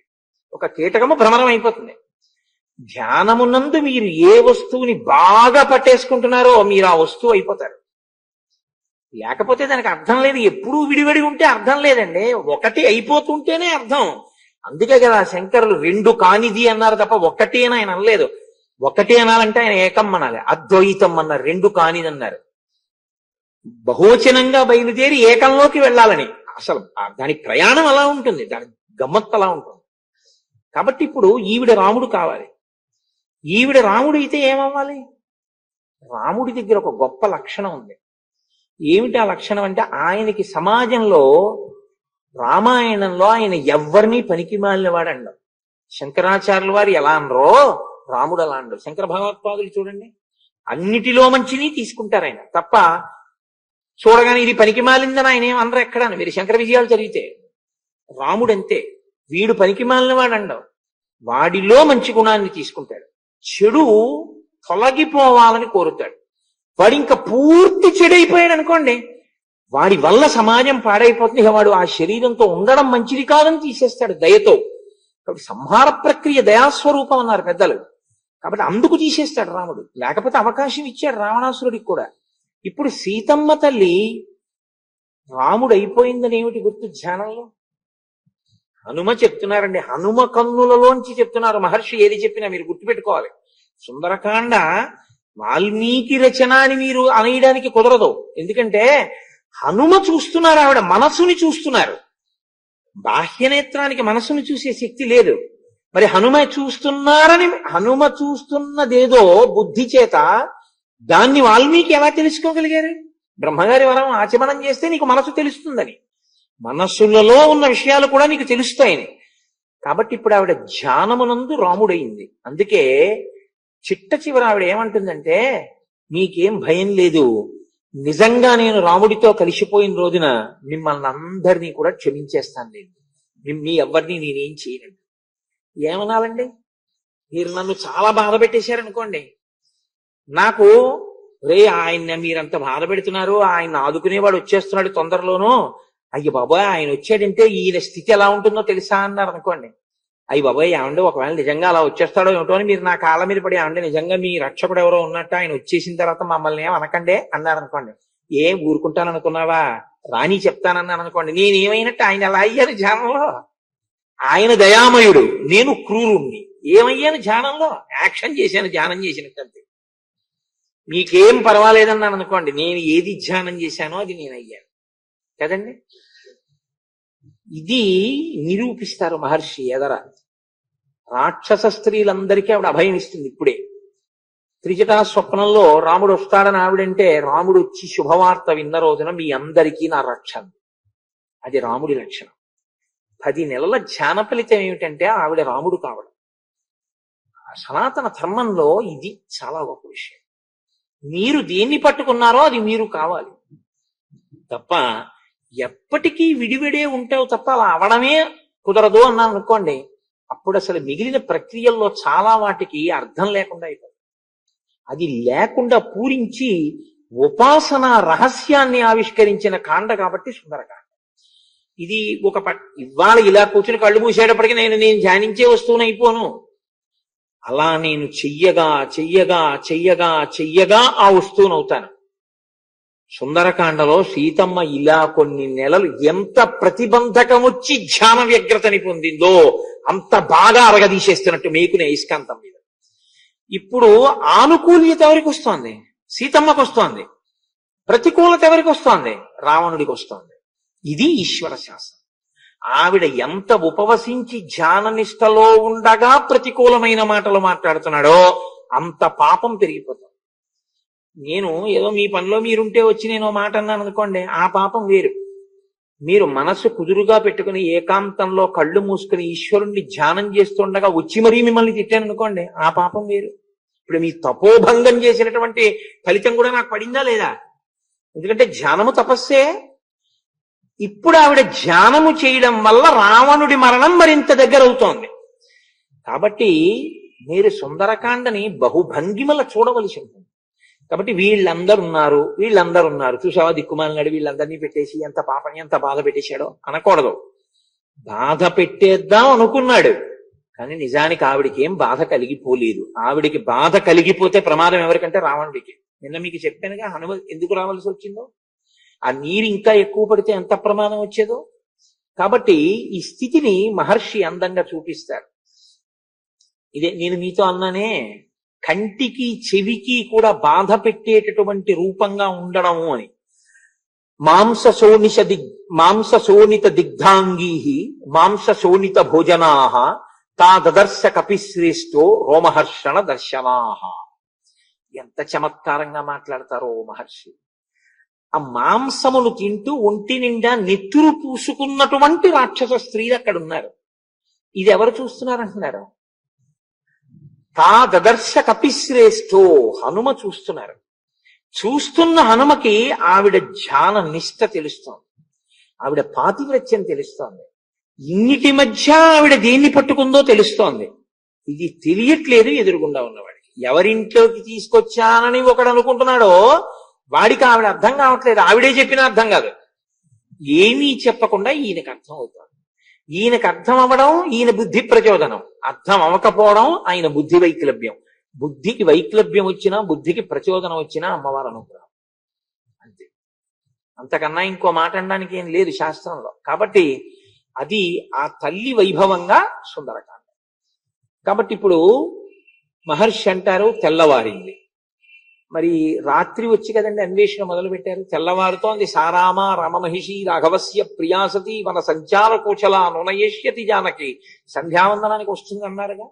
కాబట్టి ఈ సమయంలో ఈ చెట్ల మీదంతా వెతుకుతూ సీతామాత యొక్క దర్శనం చేసినటువంటి సమయానికి ఆయన ఈ పరివేదన పొంది ఆవిడ యొక్క శీల వైభవాన్ని ఆంతరమునందు ప్రశంసించేటటువంటి సమయంలో తెల్లవారింది. షడంగ వేద విదుషాం క్రతు ప్రవర యాజినాం శుశ్రావ బ్రహ్మఘోషాంశ్చ విరాత్రే బ్రహ్మరక్షసాం. వేదములలో ఉండేటటువంటి మంత్రములను సుస్వరముతో చదువుతున్నటువంటి ఘోష వినపడుతోంది. వేదనాదం వినపడడం చాలా మంచిది. మనం వేదం చదవక్కర్లేదు, వేదాన్ని వినగలిగితే చాలు. వేదం దగ్గరికి వెళ్ళేటప్పటికీ అదొక గొప్ప విషయం. మీరు వేదం చదువుకుని ఉండక్కర్లేదు. వేదం చదువుకుని ఉండక్కర్లేదంటే చదవద్దన్నది నా ఉద్దేశ్యం కాదు. చదువుకోలేదని బెంగ పెట్టుకోక్కర్లేదు వయసు దాటిపోయాక. చదువుకోకపోయినా వేదం చదువుకున్నవాడు కనపడ్డప్పుడు ఆ గౌరవం ఇచ్చి, అయా స్వరం ఒక్క పన్నం చెప్పండి అని వారు పన్నం చెప్తే నీకున్నది తాంబూలం ఇచ్చి నువ్వు నమస్కరించగలిగితే అదొక ప్రజ్ఞ, అది భక్తి. ఎందుకంటే వేదము ప్రమాణము. మీ జీవితానికి కర్మకంతటికీ కూడా ఏది చెయ్యాలన్నా వేదమే ప్రమాణంగా ఉంటుంది తప్ప వేదో నిత్యమధీయతాం తద్విదితం కర్మ స్వనుష్ఠీయతాం, దాన్ని బట్టే చేయవలసి ఉంటుంది. వేదం వినపడుతోంది, తెల్లవారుజామును లేచాడు. మంచిదా కాదా? చాలా మంచిదే. లేవడం అనేటటువంటిది శరీరానికి సంబంధించిన విషయం. మనసు లేదనుకోండి లేస్తుంది. లేచిన శరీరం దేనికి పనికి రావాలి? ఉత్తర క్షణంలో స్నానం చేయడానికి వెళ్ళాలి. మనసు ఏం చేయాలి? శరీరాన్ని స్నానం చేయడానికి వెళ్ళమని మనసుకో శక్తి ఉంది, అది విడిపోతుంది. విడిపోయి అదేదో స్మరించడం మొదలు పెడుతుంది. అది ఏదో పనికి మాలినవి స్మరించకూడనివి స్మరించింది అనుకోండి తెల్లవారుజామున మళ్ళీ దోషభూయిష్టం అవుతుంది. ఇందుకు కదా శంకర భగవత్పాదులు మహానుభావుడై జగద్గురువై సమస్త జాతిని ఉద్ధరించారంటే స్మరణము మనసు యొక్క లక్షణం. కాబట్టి ఆయన ప్రాతకాలమునందు స్నానం చేస్తే కాని కర్మాధికారం లేదు. స్మరించే మనసుకి అధికారం ఏంటి? దానికి శౌచ్యం ఏంటి? ఈశ్వర స్మరణమే దానికి శౌచం. బాహ్య స్నానమే శరీర శౌచం. దీని మీద నీళ్లు పోస్తే తప్ప ఇది సంధ్యావందనానికి కూర్చోకూడదు. భగవంతుణ్ణి తలుచుకోవడానికి మనసుకి ఏం చేస్తావు? తలుచుకునేటట్టు చేస్తే చాలు. కాబట్టి ఎలా తలుచుకోవచ్చో శంకరులు నేర్పారు ఈ జాతికి. ప్రాతస్మరామి లలితా వదనారవిందం ప్రాతర్నమామి పరమేశ్వర పాద పద్మం పద్మోద్భవామర మునీంద్ర మనోనివాసం పద్మాక్షనేత్ర సరసీరుహ పూజనీయం అని. మహానుభావుడు కదండి శంకర భగవత్పాదులంటే. అందుకే ఆఖరికి దాంట్లోంచి కదా వెంకటేశ్వర సుప్రభాతాన్ని ఇమిటేట్ చేశారన్నాం. అమ్మవారి యొక్క కపోలములను బుగ్గలను ముట్టుకుని రాత్రి అమ్మవారిని గాఢంగా కౌగలించుకుని తల్లి యొక్క స్తనముల మీద పరమశివుని యొక్క చెయ్యి పడిన కారణం చేత అమ్మవారి ఒంటికున్న అంగరాగములు పరమశివుడి యొక్క చేతులకు అంటుకున్నాయి. అలా అంటుకున్నటువంటి చేతిని నేను చూస్తున్నానన్నారు. ప్రాతస్మరామి పరమేశ్వర పాద పద్మం అంటూ ఆ మహర్షులు పూజ చేసినటువంటి పాదములను, అమ్మవారి బుగ్గలు పుణకడం వల్ల ఆ చేతులకు అంటుకున్నటువంటి అంగరాగములతో కూడిన పరమశివ హస్తాన్ని, తల్లిదండ్రుల మధ్య అనురాగాన్ని కొడుకుగా దర్శించడం జగత పితరం వందే పార్వతీ పరమేశ్వరం. దాంట్లోంచే కమలాకుచ చూచుక కుంకుమతో నియతారునితాతుల నీలతనో కమలాయతలోచనలోకపతే విజయీభవ వెంకట శైలపతే అని అన్నం సుప్రభాతంలోకి తీసుకున్నాడు. శంకర భగవత్పాదులు ఇచ్చింది ఆ శ్లోకం. అంతకుముందు ఆయన అనుభవించినటువంటి హృద్యమైనటువంటి సన్నివేశం అది. కాబట్టి ప్రాతస్మరామి, తెల్లవారి లేస్తే స్మరణ మనసుని, కర్మ శరీరాన్ని. స్మరణ శరీరానికి ఏం లేదు. నిన్న మీకు చెప్పాగా చిజ్జడ గ్రంథి శరీరం. స్మరించగలిగిన శక్తి ఉన్న మనస్సు దేన్ని స్మరిస్తే తరిస్తుందో దాన్ని స్మరించడానికి అవకాశం ఇచ్చారు శంకరాచార్యులు గారు. ఇప్పుడు లేవడం గొప్ప, లేచి స్మరించవలసినది స్మరించడం గొప్ప. లేవడం గొప్ప కాదు, లేవడం గొప్ప కాదనడానికి లేదు. లేవడం కూడా మంచిదే, ఎందుకంటే అసలు లేవకపోవడం కన్నా లేవడం మంచిదేగా. కానీ లేచి స్మరించకూడదని స్మరిస్తే అత్యంత ప్రమాదహేతు. మహర్షి ఎక్కడైనా చెప్పారా అలాగా? అలా చెప్పరు. నేను మీతో మనవి చేసింది అదే. అలా ఏమీ సర్టిఫికెట్లు ఇవ్వకుండా మాట్లాడడమే సుందరకాండ. కానీ మహర్షి ఒక మాట చెప్పారు. అక్కడ ఒక తివాచి ఉంది. మహీకృత పర్వతరాజి పూర్ణ శైలాకృతా వృక్షవితాన పూర్ణా వృక్షాకృతా పుష్పవితాన పూర్ణా పుష్పం కృతం కేసరపత్ర పూర్ణం. ఈ బ్రహ్మాండము భూమి, భూమి మీద ఉన్న పర్వతాలు, పర్వతాల మీద ఉన్న చెట్లు, చెట్లకున్న పువ్వులు, పువ్వులకున్న కేసరములు చెక్కారు. ఈ భూమి తల్లి. నువ్వు నిద్ర లేచేటప్పుడు కాలు పెట్టే ముందు భూమాతకి నమస్కరించి తప్పక కాలు పెడుతున్నానని నువ్వు దిగుతుంటే, నువ్వు లేచి నీ మనసు లేచి మీ ఇద్దరూ లేవడం లోకకంటకుడవు కావు అనడానికి గుర్తు. అలా కాకుండా పరకాంతనో పరుల ద్రవ్యాన్ని ఇవ్వాల మనం ఎలా అపహరించచ్చనో ఆలోచిస్తూ లేచాడు అనుకోండి. స్నానం చేయడా? చేస్తాడు. సంధ్యావందనం చేయడా? చేస్తాడు. పూజ చేయడా? చేస్తాడు.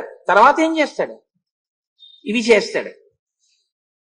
టీవీలో తెల్లవారుదామన అరగంట సేపు భక్తి సంగీతం ఇచ్చి 23.5 గంటల సేపు చెత్తంతా ఇస్తే ఎలా ఉంటుందో, అరగంట సేపు పూజ గదిలో కూర్చుని 23.5 గంటల సేపు లోకాన్ని వేధిస్తే ఎలా ఉంటుందో అదే రావణాసురుడు. నియుజ్యమానస్సు గజాస్తహస్త సుకేశరాశ్చోత్పల పత్రహస్త బభూవదేవీ చ కృతాసుహస్త లక్ష్మీస్తదా పద్మిని పద్మహస్త. అక్కడికి వెళ్ళి పూజ చేస్తాడు. బయటికి వచ్చి సీతమ్మని కాముకత్వంతో చూస్తాడు. చాలదా పాడైపోవడానికి? లేవడం అన్నది శరీరము లేవడం కాదు, మనసు లేచేటప్పుడు ఎలా ఉండాలో చూపిస్తారు. ఎంత సాత్వికంగా ఉండాలో, లేచిన వాడి యొక్క జీవితం ఎలా ఉండాలో చూపిస్తారు. పోనీ ఎలా ఉండాలో ఎక్కడైనా చూపించారా మహర్షి? చూపించారు. ఎక్కడ చూపించారు? అరణ్యకాండలో చూపించారు. హేమంత ఋతువులో తైలం ఎక్కువగా ఉన్నటువంటి పదార్థాన్ని రాత్రి దుంపలు తిన్న కారణం చేత దాహంతో ఉన్నటువంటి ఏనుగు బాగా దాహం వేసి నీళ్లు తాగుదామని తెల్లవారుజామున 3:30 గంటలకి గోదావరి నది ఒడ్డుకెళ్ళి నీరు తాగుదామని తొండం పెడుతోంది తీసేస్తోంది తప్ప నీళ్లు తాగట్లేదు, అంత చల్లగా ఉన్నాయి. జలపక్షులు నీటిలో ఉండవలసినవి నీటిలో ఉండకుండా ఒడ్డునున్నాయి. యుద్ధం చేయవలసిన సైన్యం శత్రువుల్ని చూసి వెళ్లకుండా పారిపోయి వచ్చినట్టు అన్నారు మహర్షి. రాముడు మాత్రం స్నానం చేశాడు.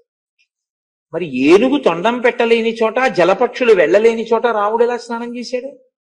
లేవడం స్నానం చేయడం కోసం, అందుకు చేశాడు ఆయన. ఇది ఆయన ధార్మిక నిష్ట. అప్పుడు లక్ష్మణుడు అన్నాడు పక్కన నిలబడి, మీరు విన్నారు అరణ్యకాండలో, అన్నయ్య భరతుడు కూడా ఇలాగే అక్కర్లేని కష్టాన్ని నెత్తి మీద వేసుకుని నీ మీద భక్తితో సరయూ నదిలో స్నానం చేస్తుంటాడన్నయ్య అన్నాడు. అవునరా తమ్ముడు అన్నాడు. అన్నయ్య అంత మంచి తమ్ముడు భరతుడికి, నీకు మంచి తమ్ముడు, ఈయనకి అన్నగారు కదా, నీకంత మంచి తమ్ముడైన భరతుడు, అంత గొప్ప తండ్రి దశరథుడి కొడుకు, అంత నీచ స్వభావం ఉన్న కైక తల్లి ఎలా అయిందన్నయ్య అన్నాడు. రాముడు అన్నాడు వెంటనే, భరతుడి గురించి ఇంకా ఏమైనా మాట్లాడు, అమ్మ గురించి ఇప్పుడేమి ఇంకా మాట్లాడకండి. ప్రాతస్మరామి, పొద్దున్న తలుచుకుంటే నమస్కారానికి తలుచుకో, అంతేగాని పొద్దున్నే తలుచుకున్నప్పుడు అత్తగారిని మీద కోపంతో మామగారి మీద కోపంతో తలుచుకోకూడదు, నాన్నగారిని కోపంతో అమ్మని కోపంతో గురువు గారిని కోపంతో తలుచుకోకూడదు. ఆ కాలము అటువంటిది. అందుకే దేశము కాలము ఈ రెండిటికి చాలా గొప్ప పాత్ర ఉందండి. సనాతన ధర్మంలో ఎప్పుడు పడితే అప్పుడు చేయరు, దానికి ఒక నియమం ఉంటుంది. సంవత్సరాలు ఎప్పుడో అని మీరు అడిగారు అనుకోండి, దానికి ఒక పద్ధతి ఉంటుంది. 12 నెలలు పూర్తవ్వాలి, చైత్రమాస ప్రారంభం సూర్యోదయంలో పాడ్యమి ఉండాలి, ఉంటే ఉగాది ప్రారంభం, కొత్త సంవత్సరం ప్రారంభం. అంతేగాని సూర్యోదయం అయిందో సూర్యాస్తమయం అయిందో, అసలు ఏముందో ఏం ఊడిపోయిందో, గడియారం ఆగిపోయి చూపించిందో, పావుగంట ముందు చూపించిందో, ఏమీ తెలియకుండా అర్ధరాత్రి 12ంటికి కొత్త సంవత్సరం వచ్చిందన్నాం ఈ జాతికి తెలియదు, సనాతన ధర్మానికి తెలియదు. సనాతన ధర్మానికి తెలిసి ఉన్నది ఏమిటంటే ఖచ్చితమైన లెక్కతో సూర్యోదయ సూర్యాస్తమయాన్ని, చంద్రోదయ చంద్రాస్తమయాన్ని లెక్క కట్టి నక్షత్రాలతో కొత్త సంవత్సరాన్ని కాని, నెలని కాని, శుక్లపక్షాన్ని కాని, కృష్ణపక్షాన్ని కాని, తిథిని కాని చెప్తుంది. అది ఈ జాతి యొక్క గొప్ప ఐశ్వర్యానికి మనం వారసులం సనాతన ధర్మంలో. ఇటువంటి ఐశ్వర్యం ఇంకెవరికి లేదు, ఇది మన అదృష్టం. కాబట్టి నువ్వు లేవడం గొప్ప కాదు, లేచి ఏం చేస్తున్నావు ఎప్పుడు గొప్ప కాదు. లేచి చెయ్యకూడని పని చేసినప్పుడు నువ్వు లేచి ప్రయోజనం ఏమిటి? ఇది మహర్షి చెప్తారా? చెప్పరు. ఆయన అక్కడ ఏం చేశారో చెప్తారు, ఈయన ఇక్కడ ఏం చేస్తున్నాడో చెప్తారు. మీరు ఈయన ఎలా చేశాడో అలా చేద్దాం అనుకుంటే మీకు ఇంకో 9 తలకాయలు ఇచ్చినా ఉండవు. ఆయన ఎలా చేశాడో మీరు అలా చెయ్యాలనుకుంటే యుగాలు మారిపోయినా మీరు పూజింపబడతారు. ఇది చెప్పడం సుందరకాండ అంతే. నేను అందుకే మీతో మనవి చేసేది అడుగడుగున ఉపాసన కాండ సుందరకాండ అని. కాబట్టి ఇప్పుడు వేదం వినపడుతోంది. అథ మంగళవాదిత్రియై శబ్దై శ్రోత్ర మనోహరై ప్రాబుధ్యత మహాబాహు దశగ్రీవో మహాబల. దశకంఠుడు అతని అనుచరులు కూడా మంగళకరమైనటువంటి ధ్వనులకు మేల్కొన్నారు. ఏ ధ్వనికి పడితే ఆ ధ్వనికి మేల్కొనకూడదు కదా. అలా ఎందుకంటే మేల్కొనకూడదు అని మీరు నన్ను అడగచ్చు అన్నమాట. అలా లేస్తే ఏమవుతుందంటే మీ మనస్సు యొక్క ఉద్విగ్నత వెళ్ళిపోతుంది. అలా లేవద్దు అని శాస్త్రం. ఎందుకంటే మీరు లేచేటప్పుడు విష్ణు స్వరూపంతో ఉన్నటువంటి దాన్ని ధ్యానించి ముందు ఆ పేరే నోటి వెంట పలకాలి. రాత్రంతా పడుకున్న తర్వాత మొదటి మాట నోటి వెంట ఏది రావాలంటే ప్రాతకాలంలో శ్రీహరి తప్ప ఇంకొక మాట వాడడం అన్నది మంచిది కాదు యథార్థానికి. ఒక్క శ్రీహరి శ్రీహరి శ్రీహరి శ్రీహరి 3 మాటలు. ఎందుచేత అంటే శ్రీకారంతో ప్రారంభమై ఆ రోజు కాలము చేత మీరు అనుభవించవలసిన పాపము దుఃఖ రూపంలో రాబోతుంటే అది జాగృతావస్థకి ప్రారంభం కాబట్టి ఆయన ఆ పాపమును హరించి దాని స్థానంలో మీ మనసు సుఖపడేటట్టు సంతోషించేటట్టు మీరు బాధపడకుండా ఉండేటట్టు మీరు చేసిన పాపమును మన్నించి మిమ్మల్ని సంతోషపెట్టగలిగినటువంటి అఖిలాండ కోటి బ్రహ్మాండ నాయకుడు ఆయన. ఆయన అలా మీ పాపాన్ని మన్నించి మీకు మంచినిచ్చినా అడగగలిగిన వాడు లేడు. ఆయన అలా క్షమించకపోతే ఈశ్వరుడే కాడు. పాపానికి పాప ఫలితమే, పుణ్యానికి పుణ్య ఫలితమే. నువ్వు అంటే మాత్రం నేను ఇస్తానా అన్నాడు అనుకోండి, ఇంకెందుకు మీరు నేను స్మరించను. అందుకే నమ శివాభ్యాం అశుభాపహాభ్యాం. మీరు భక్తితో స్మరిస్తే ఆయన మీ పాపం తీస్తాడు. లేకపోతే వెంకటేశ్వరుడు అన్న మాటకు అర్థమే లేదు. వేం కటతీతి ఇది వెంకట. మీ పాపాన్ని తీయగలడు. ఏది నిప్పెట్టకుండా వెంట్రుకల రూపంలో తీసేస్తాడు. అందుకు కాదు తలనీలాలు ఇచ్చేస్తాం. పాపములను తీయగలిగిన వాడు కాబట్టి వెంకటేశ్వరుడు. అసలు పాపమే తీయడు ఈశ్వరుడు అంటే. అప్పుడు ఆయన ఇంకా క్షమాభిక్ష పెట్టడు అని దాని అర్థం. ఆయన క్షమాభిక్ష పెట్టని వాడైతే మీరు ఇంకెళ్ళి ఆయన కాళ్ళు పట్టుకోవడం ఎందుకండి అసలు? అసలు మీ పాపమును మన్నించగలిగిన ప్రజ్ఞ ఈశ్వరుడికి గురువుకి లేకపోతే ఈ ఇద్దరిని పట్టుకోవడం లోకంలో అనవసరం. డాక్టర్ గారు ఇప్పుడు కడుపు నొప్పి కాళ్ళు నొప్పి అని వచ్చేవాడే, ఒక్కడు రిలీజ్ అయిన సినిమా గురించి చెప్పడానికి వచ్చేవాడు లేడని విసుక్కుంటే ఏమన్నా అర్థం ఉందా? డాక్టర్ గారి దగ్గరికి వెళ్ళేవాడు సినిమా గురించి మాట్లాడడానికి ఎందుకు వెళ్తాడండి? అలా వెళ్ళడు. అక్కడికి వెళ్ళే వాళ్ళు అందరూ ఎవరెడతారంటే ఒంట్లో బాగోలేదని చెప్పేవాడే వెళ్తాడు. ఈశ్వరుడి గురించి వెళ్ళేవాడు 198 మంది ఎవరెళ్తారంటే, అయ్యో ఈశ్వరా నా వలన ఎన్ని పొరపాట్లు జరిగిపోయాయో తండ్రి, నువ్వు తప్ప నన్ను ఎవరు మన్నిస్తారు అని అడిగేవాడు ఎడతాడు. గురువు గారి దగ్గరికి ఎవడెడతాడు? అయ్యో మేము చీకట్లో ఉండిపోయామండి, మాకు మార్గం తెలియట్లేదు, మమ్మల్ని మంచి మార్గంలో నడిపించండి అని అడగడానికి వెళ్ళేవాడు అడుగుతాడు. వాడు నీ అంత వెలుతురులోనో నీకన్నా వెలుతురులోనే ఉంటే నీ అవసరం వాడికి ఎందుకు? ఒక గురువు ఉన్నాడు అంటే ముందేం అర్థం చేసుకోవాలంటే, తనని ఆశ్రయించేటటువంటి వాళ్ళు ఒక మంచి మార్గం కోసం తన్ని పట్టుకుంటారు. కాబట్టి తాను ఉదారుడిగా ఉండాలని గురువుకు ఉండాలి. అసలు ఆ మాట గురువు, ఆ మాట ఈశ్వరుడు అనలేదనుకోండి, అసలు ఉద్ధరణ అన్న ప్రక్రియ అక్కడే కదండి. ఇది చాలా జాగ్రత్తగా మీకు ఉపకరణముగా దేశకాలముల యందు ఉద్ధరణ రూపంలో వస్తుంది. అందుకే ఇంకా మీకు ఇవన్నీ ఎక్కడ కనపడవు. ఇంత విశాల హృదయంతో సనాతన ధర్మంలో ఋషులు పెట్టారు. అందుకే ప్రతిరోజు దేశకాల సంకీర్తనం. ఆయన తెలియదేంటి నేను ఎక్కడి నుండి పూజ చేస్తున్నాను? నేనెందుకు చెప్పడం? గంగా కైవేర్యోహ మధ్యదేశే గర్తపురి క్షేత్రే శారదాపీఠే వసతి గృహే అని నేను చెప్పుకోవడం ఎందుకు? అంటే నువ్వెక్కడున్నావో తెలియనివాడు ఆయన కాదు, దేశకాలములు నీకు తెలిసి ఉండాలి. ఈ దేశకాలముల యందు ఫలితమును నువ్వు అనుభవిస్తావు. అనుభవించకుండా నేను పాపము చేసి ఉంటాను, నన్ను ఏడిపించద్దని వాడి పాదములు పట్టుకుంటున్నానని నువ్వు తెలుసుకుని ఉండాలి. ఇవి రెండే నీ పాపమును అనుభవింప చేయడానికి వస్తాయి. అందుకే దేవి భాగవతంలో సర్వదా సర్వదేశేషు పాతుత్వాం భువనేశ్వరి మహామాయా జగద్ధాత్రి సచ్చిదానంద రూపిణి అంటారు. కాబట్టి ఇప్పుడు ఆయన నిద్ర లేచాడు. లేచి భృశం నియుక్తస్యాం చ మదనేన మదోత్కటః నసతం రాక్షస కామం శశాకాత్మని గూహితుం. తన కామమును తాను అణుచుకోలేకపోయాడు. విశేషమైనటువంటి కామవికారమును పొంది మదోన్మత్తుడై సీతమ్మ తల్లిని స్మరించుట చేత. ఇక ఈ శ్లోకం ఎటువంటిదో తెలుసా అండి? శిలాశాసనం లాంటిది. రావణాసురుణ్ణి మీరు ఏ కారణం చేత వెనకేసుకు రావడానికి అవకాశం లేదు ఈ శ్లోకం వల్ల. ఆయన వికారమును పొందాడు. సీతమ్మ తల్లిని స్మరించడం వల్ల భక్తితో స్మరిస్తే ఉండే స్థితి వేరుగా ఉంటుంది. కేవలము కామ వికారము. ఎప్పుడు? తెల్లవారుజామున. ఎవరి మీద? ఒక అబల మీద. కాబట్టి ఇప్పుడు ఆయన కామ వికారమును పొందగానే యథేచ్ఛ. నన్ను అడిగేవాడేవాడు? అదేమిట్రా, ఇప్పుడు నువ్వు సంధ్యావందనం చేయాలి కదా, విశ్రవసో బ్రహ్మ కొడుకు కదా, మరి నువ్వు ఇదేంటి అలా వెళ్ళొచ్చా? ఆయన అడిగేవాడు లేడు. కాబట్టి ఇప్పుడు ఆయన అశోకవనానికి బయలుదేరాడు. అంటే మీరు ఇప్పుడు రావణుని యొక్క గొప్పతనంగా ఎప్పుడు వినకూడదు దీన్ని. ఇది చెయ్యకూడనిది అని మీరు గ్రహించవలసి ఉంటుంది. నిద్ర లేస్తూ స్మరించవలసినదేదో అది మీకు తెలియదేమోనని పెద్దలైనటువంటి వాళ్ళు ప్రాతస్మరామి స్తోత్రాల కింద ఇచ్చారు. అందుకే ఏది పడితే అది చదవకూడదు. సాధికారికంగా చెప్పగలిగిన ప్రజ్ఞ ఉన్నటువంటి పెద్దలు చెప్పినవే చదువుకోవాలి తప్ప ఎవరో నాబోటి అల్పజ్ఞుడు రాసేసిన స్తోత్రాలన్నీ పట్టుకుని అదే పనిగా చదివేసుకోవడం, ఆ భాష మంది కాకపోయినా ఏదో బాగుంది కదా అని చదువుతుండడం, అలాంటి పిచ్చి పనులు చేయకూడదు. మీకు అది అర్థం అవ్వాలి. అర్థం అయితే మీ మనస్సు నిలబడుతుంది. మీరు ఎప్పుడు బాగా గుర్తుపెట్టుకోండి, నోటికున్న లక్షణం ఏమిటో తెలుసా అండి?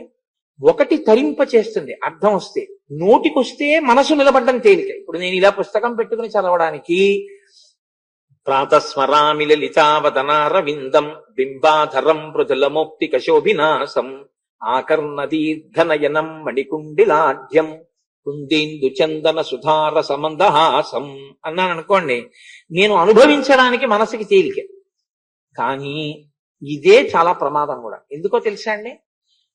మనసుకున్న లక్షణం ఏమిటంటే యాంత్రీకరిస్తుంది. నువ్వు చదువు అని ప్రాతస్మరామి లలితావదనార విందం బింబాధరం మృదులముక్తి కశోభినాశం అని చదువుతుంటాడు.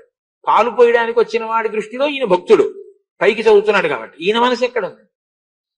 కాఫీ గ్లాసులో తిరగబోస్తోందా, తాగుతుందో ఏమిటో, పాలు వచ్చాకన్నా కూర్చోవలసింది పూజకి, పాలు వచ్చినట్టున్నాయి, కాఫీ గ్లాసులోంచి గ్లాసులోకి తిరుగుతున్న చప్పుడు వస్తోంది అని మనసు కాఫీ గ్లాసులో తరుపుతున్న చప్పుడు వింటూ ప్రాతస్మరామి లలితావదనార విందం అంటోంది అనుకోండి, అప్పుడు పుస్తకం చూసి చదువుకోవడమే మంచిది.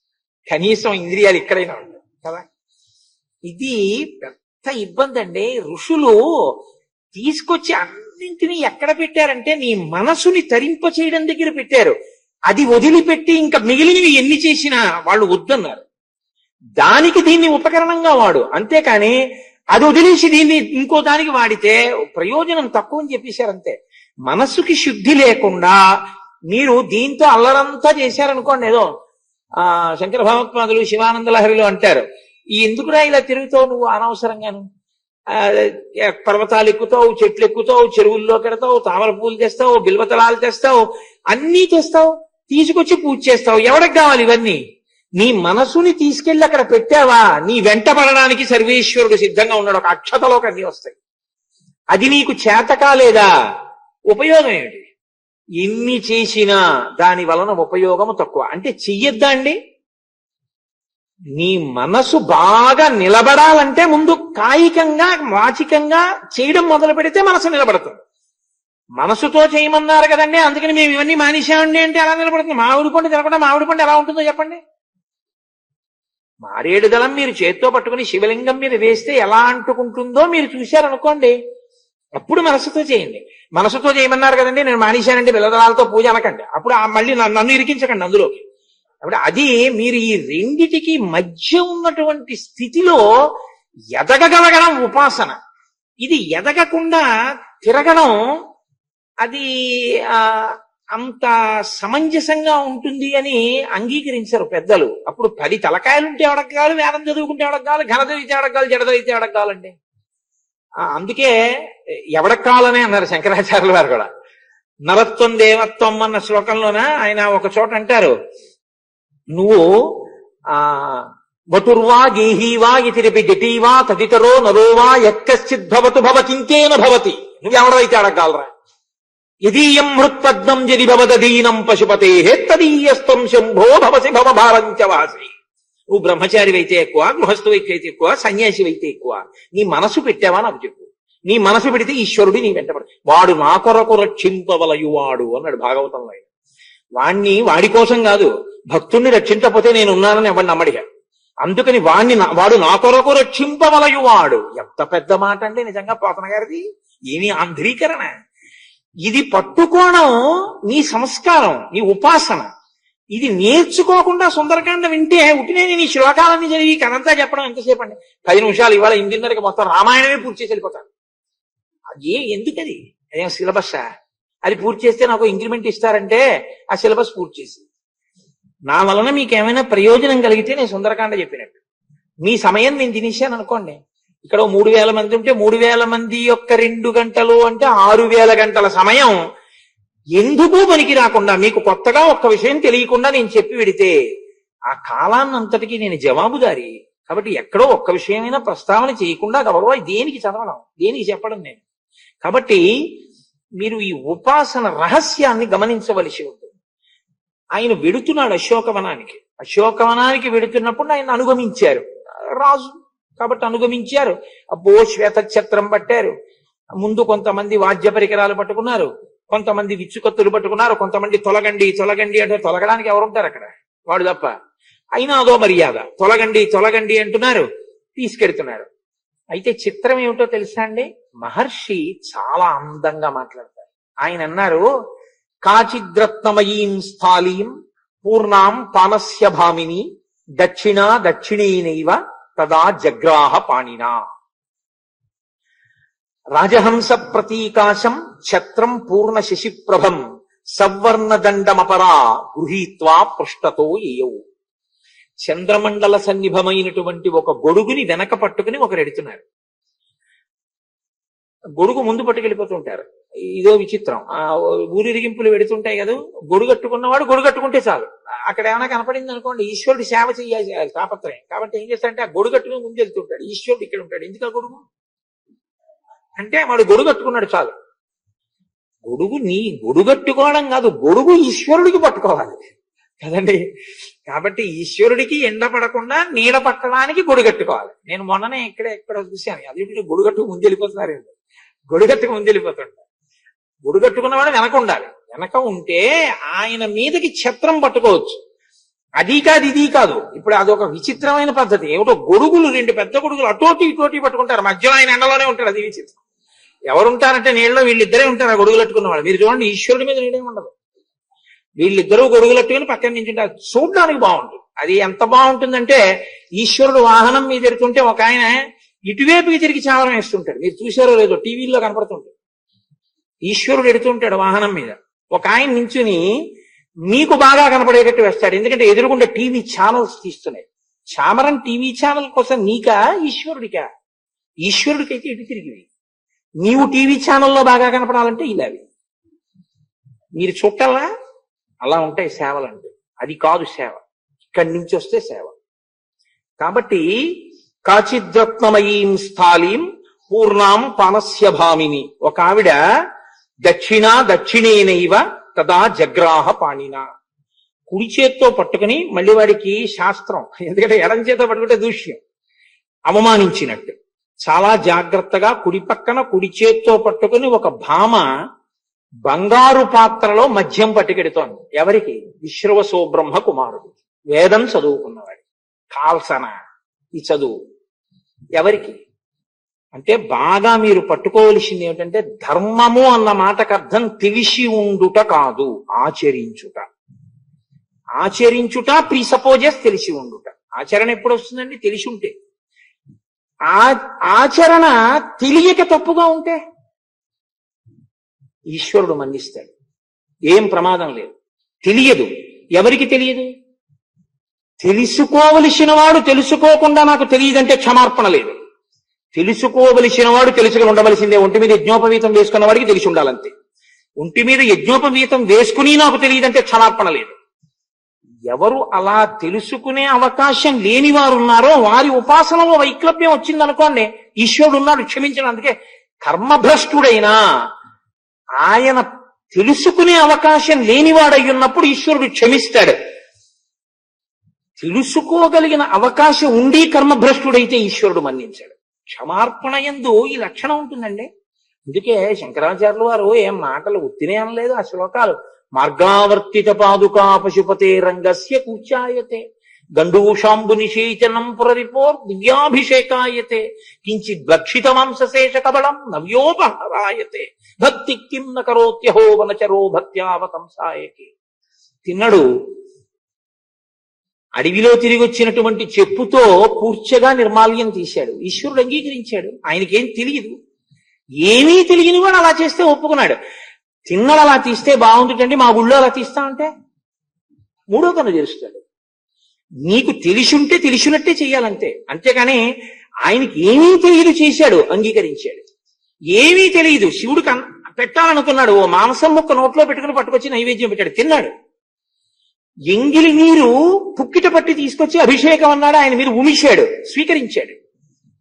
తప్ప నీకు తెలిసుండి నువ్వు అది చేస్తానంటే ఒప్పుకోరు. అలాగా నీకు తెలుసుకోవలసిన వాడు, తెలుసుకున్నవాడు, తెలుసున్నది ఆచరణలోకి తీసుకొస్తే ధర్మం. తెలుసుకోవడం తెలుసు, ఆచరించడానికి పనికిరాదు, అది ధర్మం కాదు. నేను నిన్న మీతో అన్నది అదే. పర్వాలేదండికి సంఘర్షణ సుందరకాండ. పర్వాలేదండి ఏమిటి? నువ్వు శాస్త్రాన్ని అంగీకరించినట్టే వ్యతిరేకించినట్టే? అంటే అలా ఉందిలేండి కానండి చేసేయండి అంటే పర్వాలేదండి, అంటే శాస్త్రోల్లంఘనం చేయమని చెప్పడం పర్వాలేదండి. కాబట్టి ఇప్పుడు ఆయన ఏం చేస్తున్నాడు? మధ్యపాత్ర తీసుకెళ్ళడం ఏమిటంటే, బ్రాహ్మణుడికి, విశ్వరసో బ్రహ్మ యొక్క కుమారుడికి, సంధ్యావందనం చేసేవాడికి తెల్లవారకట్ట కామం కలగడం ఏమిటి? సీతమ్మ దగ్గరికి వెళ్ళడం ఏమిటి? పక్కన మధ్యపాత్ర పట్టుకెళ్ళడం ఏమిటి? ఒంటి మీద బట్టలు సరిగ్గా లేని వాళ్ళందరూ బట్టలు కూడా సరిగ్గా కట్టుకోకుండా కళ్ళు తిరుగుడు పడుతూ వాళ్ళు స్నానాలు లేకుండా వెళ్ళడం ఏమిటి? అసలు ఇంకా అంతకన్నా అసహ్యకరమైనటువంటి ప్రవర్తన ఇంకొకటి ఉంటుందా? ధర్మం అంటే ధ్రియతేవా జనైరితి ధర్మం. పట్టుకున్నది ధర్మం తప్ప తెలుసుకున్నది ధర్మం కాదు. నాకు సంధ్యావందనం చేయాలని తెలుసండి, సంధ్యావందనం గురించి నేను 2 గంటల ఉపన్యాసం చెప్తానన్నాను అనుకోండి, అది ధర్మం కాదు. సంధ్యావందనం చేశాడనుకోండి ధర్మం. ధర్మం అంటే చెయ్యడం తప్ప తెలిసి ఉండడం ఎప్పుడూ ధర్మం కాదు. తెలిసి ఉన్నది ఆచరిస్తేనే ధర్మం. కాబట్టి ఇప్పుడు ఏమి చెప్తున్నట్లు మహర్షి మనకి? తెలుసున్నవాడే కాని చేసేవాడు కాడు. తెలిసుండి చేసేవాడు రాముడు. తెలిసుండి చేసేవాడి ముందు తెలిసుండి చెయ్యని వాడు నిలబడతాడా? ఇది ఉపాసన, ఇది ప్రశ్న. తెలిసుండి చేసేవాడికి ఒక తలకాయ, తెలిసుండి చెయ్యని వాడికి 10 తలకాయలు తపస్సు. ఈశ్వర అనుగ్రహం శివుడిచ్చిన కత్తి. నిలబడతాయా? కాంచన లంక నిలబడవు, పోతాయి. ధర్మో రక్షతి రక్షిత. నువ్వు ధర్మాన్ని పట్టుకుంటే, పట్టుకోవడం అంటే అనుష్ఠిస్తే నిన్ను ధర్మం రక్షిస్తుంది. ధర్మాన్ని విడిచిపెట్టి మిగిలినవి ఎన్ని పట్టుకున్నా నిన్ను రక్షించవు. ఇది చెప్పడం సుందరకాండలో ఉన్నటువంటి రహస్యం. కాబట్టి ధర్మానురక్తి పెరగాలి అంటే శ్రీరామాయణం చదువుకోవడం వినా మార్గం ఉంది అని పెద్దలు అంగీకరించలేదు. శ్రీరామాయణం చదువుకో. శ్రీరామాయణం మనుష్య జాతి ఉన్నంత కాలం కావాలి. ఎందుకంటే ధర్మం మనుష్యుల కోసమే చెప్పబడింది తప్ప పశుధర్మం పశువులన్నింటికి అంతే, వాటికి ఒకటే ధర్మం. మనకి అలా కాదు, ప్రతి క్షణం మారుతుంది మన ధర్మం. మారే ధర్మం ఎలా పట్టుకోవాలో అలా పట్టుకోవాలి. ఏకాదశి నాడు ఉపవాసం ధర్మం, ద్వాదశి నాడు తొందరగా భోజనం చేయడం ధర్మం. మా అమ్మగారి ముందు నించుంటే పుత్రధర్మం, మా అమ్మాయి ముందు నించుంటే పితృధర్మం. అస్తమానం మారుతుంది ధర్మం. మారుతున్నటువంటి దాన్ని ఎలా పట్టుకోవాలో నేర్పడం, ఏది పట్టుకోవాలో ఏది విడిచిపెట్టాలో, ఏది విడిచి ఏది పట్టుకోవాలో నేర్పడం ధర్మం. కాబట్టి ఆ పట్టు విడిపు అనుష్ఠాన ప్రక్రియలోకి రానప్పుడు తెలిసి ఉండడం ధర్మం ఎలా అవుతుంది? అవదు. అవనప్పుడు అనుష్ఠింపబడిన ధర్మం ముందు తెలుసుకున్న ధర్మం నిలబడదు. ఇది చెప్పడం సుందరకాండ. కాబట్టి మనం అభ్యున్నతిని పొందాలి అంటే ఏం చెయ్యాలి అని రామాయణం యొక్క తీర్పు. ఖచ్చితంగా మీరు ధర్మాన్ని తెలుసుకోవడం కాదు, ధర్మాన్ని అనుష్ఠించాలి. కాబట్టి సమీపం రాజసింహస్య రామస్య విదితాత్మనః సంకల్ప హయ సంయుక్తై యాంతీమివ మనోరథై. ఈయన అశోకవనంలో ఉన్న సీతమ్మ దగ్గరికి వెళ్ళాడు. సీతమ్మ ఎలా ఉందంటున్నారు? ఇది మహర్షి సుందరకాండ అంటే. మహానుభావుడు ఏమి రచన చేశారండి. సంకల్పములనేటటువంటి గుర్రములను పూంచింది ఆవిడ. దేనికి? మనస్సు అనేటటువంటి రథానికి. ఇప్పుడు కదులుతోంది మనస్సు. మనస్సు దేని చేత కదులుతుందంటే సంకల్ప వికల్ప సంఘాతమే మనస్సు. సంకల్ప వికల్ప సంఘాతమైనటువంటి సీతమ్మ మనస్సు కదిలింది. సంకల్ప వికల్ప సంఘాతమైన రావణుడి మనస్సు కదిలింది. కదలడం మనసు ధర్మం. ఆయన మనసు తెల్లవారుజామున పరకాంతయందు కామోద్రిక్తుడై వికారములతో కదిలింది. ఆయన మనసు పొందిన వికారం పైకి తెలుస్తోంది. ఇప్పుడు ఆవిడ మనస్సు కదిలింది. ఆవిడ మనసు ఎలా కదిలింది? సంకల్పములన్న గుర్రాలు కట్టబడి మనస్సన్న రథం మీద కూర్చుని రామచంద్రమూర్తిని చేరింది. హేతు సర్వేషాం ఇంద్రియాణం ప్రవర్తనే, నిన్ననే కదా ఆయన అన్నారు హనుమ. కాబట్టి సీతమ్మ అటువంటి ధ్యాన స్థితిలో ఉంటే ఆవిడ ఎలా ఉందో రావణుడు వెళ్ళేటప్పటికీ చెప్తున్నారు. అభూతేనాపవాదేన కీర్తిం నిపతితామివ ఆమ్నాయనామయోగేన విద్యాం ప్రశిథిలామివ. అభూతేనాపవాదేన కీర్తిం నిపతితామివ అంటే అది నిజమైనటువంటి ఆరోపణ కాదు. ఆరోపణ అంటే ఈయన దొంగతనం చేశాడండి అన్నాను అనుకోండి, అండర్ ట్రయల్ అంటారు. ఈయన నిజంగా దొంగతనం చేశాడా చేయలేదా విచారణ జరుగుతుంది. ఈయన దొంగతనం చేశాడా చేయలేదా అని విచారణ జరుగుతున్నంత కాలము అపకీర్తి ఉంటుంది. ఎందుకంటే ఏమో దొంగతనం చేశాడేమోనండి తీసుకెళ్లారంటారు. ఆయన దొంగ కాదు, అసలు దొంగ ఇంకోడని పట్టుకున్నాడు. ఇప్పుడు ఆయన కీర్తి ఏమైంది? మళ్ళీ ప్రకాశించింది. అలా ఒక దోషము లేకపోయినా ఆరోపింపబడిన వ్యక్తి ఎలా ఉంటాడో అలా ఉందిట సీతమ్మ. అభూతేనాపవాదేన కీర్తిం నిపతితామివ ఆమ్నాయనామయోగేన విద్యాం ప్రశిథిలామివ. బాగా ఆమ్నాయం అంటే అదే పనిగా పురస్చరణ చేసేటటువంటి మంత్రభాగాన్ని చేయడం మనిషాడు అనుకోండి, మంత్రం జ్ఞాపకంలోకి రాలేదు. లేకపోతే తాను ఏ విద్యని ఆమ్నాయం చేస్తున్నాడో, ఏది నిరంతరం, ఎందుకంటే ఇది మళ్ళీ చాలా గమ్మత్తైన విషయం, మళ్ళీ ఇది ధర్మంతో కూడుకుని ఉంటుంది తెలుసా అండి. ఎవరు పడితే వాళ్ళు ఏది పడితే తిప్పడానికి వీల్లేదు. ఏది నువ్వు ధర్మంగా తిప్పావో దాన్ని బట్టే నీకు సంస్కారం కూడా ఉంటుంది. ఇప్పుడు ఒక గృహస్థు ఉన్నాడు అనుకోండి, గృహస్థు ఎప్పుడూ ఆత్మ సంబంధమైన విషయాన్నే తిప్పడం శాస్త్రం అంగీకరించరు. అందుకే చిన్నపిల్లలకు ప్రణవం పలికించకండి అని చెప్తారు. చిన్నపిల్లలతో ఓంకారాన్ని అస్తమానం పలికించవద్దు అని చెప్తారు. అది ఒక వయసు దాటిన తర్వాతే ప్రణవం తప్ప అందరూ ప్రణవం చెప్పకూడదు. ఎందుకు చెప్పకూడదు అంటే, ప్రణవం అలా చిన్నపిల్లలు చెప్తే దానివల్ల వచ్చే ఫలితాలు వేరుగా ఉంటాయి. చెప్పించకూడదనే చెప్తున్నాయి శాస్త్రాలు. మీరు సాధికారిక వ్యాఖ్యానాలు చేస్తే అలాగే చేశారు పెద్దలు. చెప్పించకూడదు పిల్లలతో అని చెప్పారు. అయినప్పుడు ఒక సన్యాసి ఉన్నాడు అనుకోండి, సన్యాసి ఎప్పుడూ ఏం తిప్పాలి మనసులో? సన్యాసి ఎప్పుడూ ఆత్మవిచారమే తిప్పాలి తప్ప ఆయన ఇంకా ఏదీ తిప్పకూడదు. అసలు ఇంకొకటి ఏదీ తిప్పకూడదు. ఆయన కేవలం ఆత్మవిచారం, ఆత్మవిచారమే తిప్పి ఎప్పుడూ ఆయన నేను ఇది తిందామని వండుకుంటున్నానండి అని కూడా అగ్నిహోత్రాన్ని ముట్టుకోడు, తినడానికి వండుకోడు.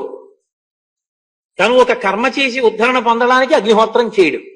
అసలు అగ్నిహోత్రాన్ని వదిలిపెట్టేశాడు కాబట్టి ఆయన శరీరం పడిపోయినా కూడా అగ్ని సంస్కారం చేయడు, ఆయన్ని భూస్థాపితం చేసేస్తాడు. ఎవరి ధర్మం లోపల తిప్పే విద్య కూడా, విద్య అంటే తెలుసుకునేది కదండి. మీరు తిప్పడాన్ని బట్టి తెలుసుకుంటుంది మనసు, దానివల్ల తరిస్తారు మీరు. ఏది పడితే అది ఎవరు పడితే వాళ్ళు తిప్పడం ఏం కుదరదు. నాకు ఇది ఇష్టం అండి అందుకని నేను ఆత్మవిచారం తిప్పుతానండి అనకూడదు. అస్తమానం ఆత్మవిచారం తిప్పకూడదు. గృహస్థైనటువంటి వాడు ఇంట్లో ఉన్నటువంటి వాళ్ళందరూ అభ్యున్నతిలోకి రావడానికి కావలసినటువంటి కామ్య సంకల్పం చేసి పూజ చేయవలసి ఉంటుంది. లేకపోతే మీరు ప్రతిరోజు ధర్మేచ అర్థేచ కామేచ మోక్షేచ అంటూ ధర్మార్థ కామ మోక్ష విధ పురుషార్థ బల సిద్ధ్యర్థం అంటూ ఎందుకు చెప్తున్నాం? గృహస్థు సంకల్పం వేరు, సన్యాసి సంకల్పం వేరు, బ్రహ్మచారి సంకల్పం వేరు, ఆయన ధర్మం వేరు, ఈయన ధర్మం వేరు, ఆయన ధర్మం వేరు. ఎవడు తిప్పేది వాడు. ఎవడు తిప్పవలసింది వాడు తిప్పుతున్నప్పుడు వాడికి అది జ్ఞాపకం రాకుండా మరిచిపోయాడంటే వాడు తిప్పడంలో వాడి శ్రద్ధలో దోషం వచ్చిందని గుర్తు. అది ఎలా ఉంటుందో అమ్మవారు అలా ఉంది. ఇది నిజానికి పైకి, లోపల దీని అర్థం ఏమిటి? ఈవిడ 10 నెలలు సీతమ్మని తీసుకెళ్లి లంకారాజ్యంలో శిశుపావృక్షం కింద కూర్చోబెట్టాడు. సీతమ్మను అనుభవించచ్చు అనుకుంటున్నాడు. ఇవి ఏమన్నా నిలబడతాయా? సీతమ్మ రాముడి దగ్గరికి వెళ్ళిపోతుంది, సీతమ్మ తపస్సు ఫలిస్తుంది. తను ఏది చదువుకున్నాడో అది మరిచిపోయాడు. తెల్లవారకట్ట లేచి వేదం చదువుకున్నవాడు సంధ్యావందనం చెయ్యాలన్నది మరిచిపోయాడు. చదువుకున్నాడు, మరిచిపోవడం అంటే జ్ఞాపకం రాలేదండి కాదు, శ్రద్ధ పోయింది. ఇప్పుడు దానికి చాలా ముఖ్యమైన విషయం, నేను ముందు సంధ్యావందనం చెయ్యాలి. అసలు దాని మీద బుద్ధే, రామదర్శనం పొందనటువంటి నేను మరణించడమే మంచిది, నేను మరణిస్తాను అని ఆవిడ అంటుంది. దిగస్తు కలు మానుష్యం దిగస్తు పరవశ్యతాం నశక్యం ఇది పరిత్యక్తం ఆత్మఛందేన జీవితం. దిక్కుమాలిన మనుష్య జన్మ, చావడానికి కూడా కుదరదండి. ఏమిటి బాధ? మనుష్య జన్మలో తనంత తాను చచ్చిపోవడం అన్నది ఎప్పుడూ చెయ్యకూడదు. కాబట్టి ఆమరణ నిరాహార దీక్షలు సనాతన ధర్మంలో భాగము కాదు. ఇది తెలుసుకోవచ్చు. శరీరాన్ని ఖేద పెట్టి చంపే అధికారం మనకి లేదు. మరణం వచ్చినప్పుడు దాన్ని అప్పదెప్పాలి. కాబట్టి మనుష్యకాంతని కనుక నన్ను నేను చంపుకునే స్వేచ్ఛ లేదు, బతికి రాముణ్ణి చేరతానన్న ఆశ లేదు. ఇది కల్పించిన వాడు రాక్షసుడు, వాడి పాప ఫలితాన్ని అనుభవించవలసి ఉంటుంది. అది సుందరకాండ యొక్క తీర్పు.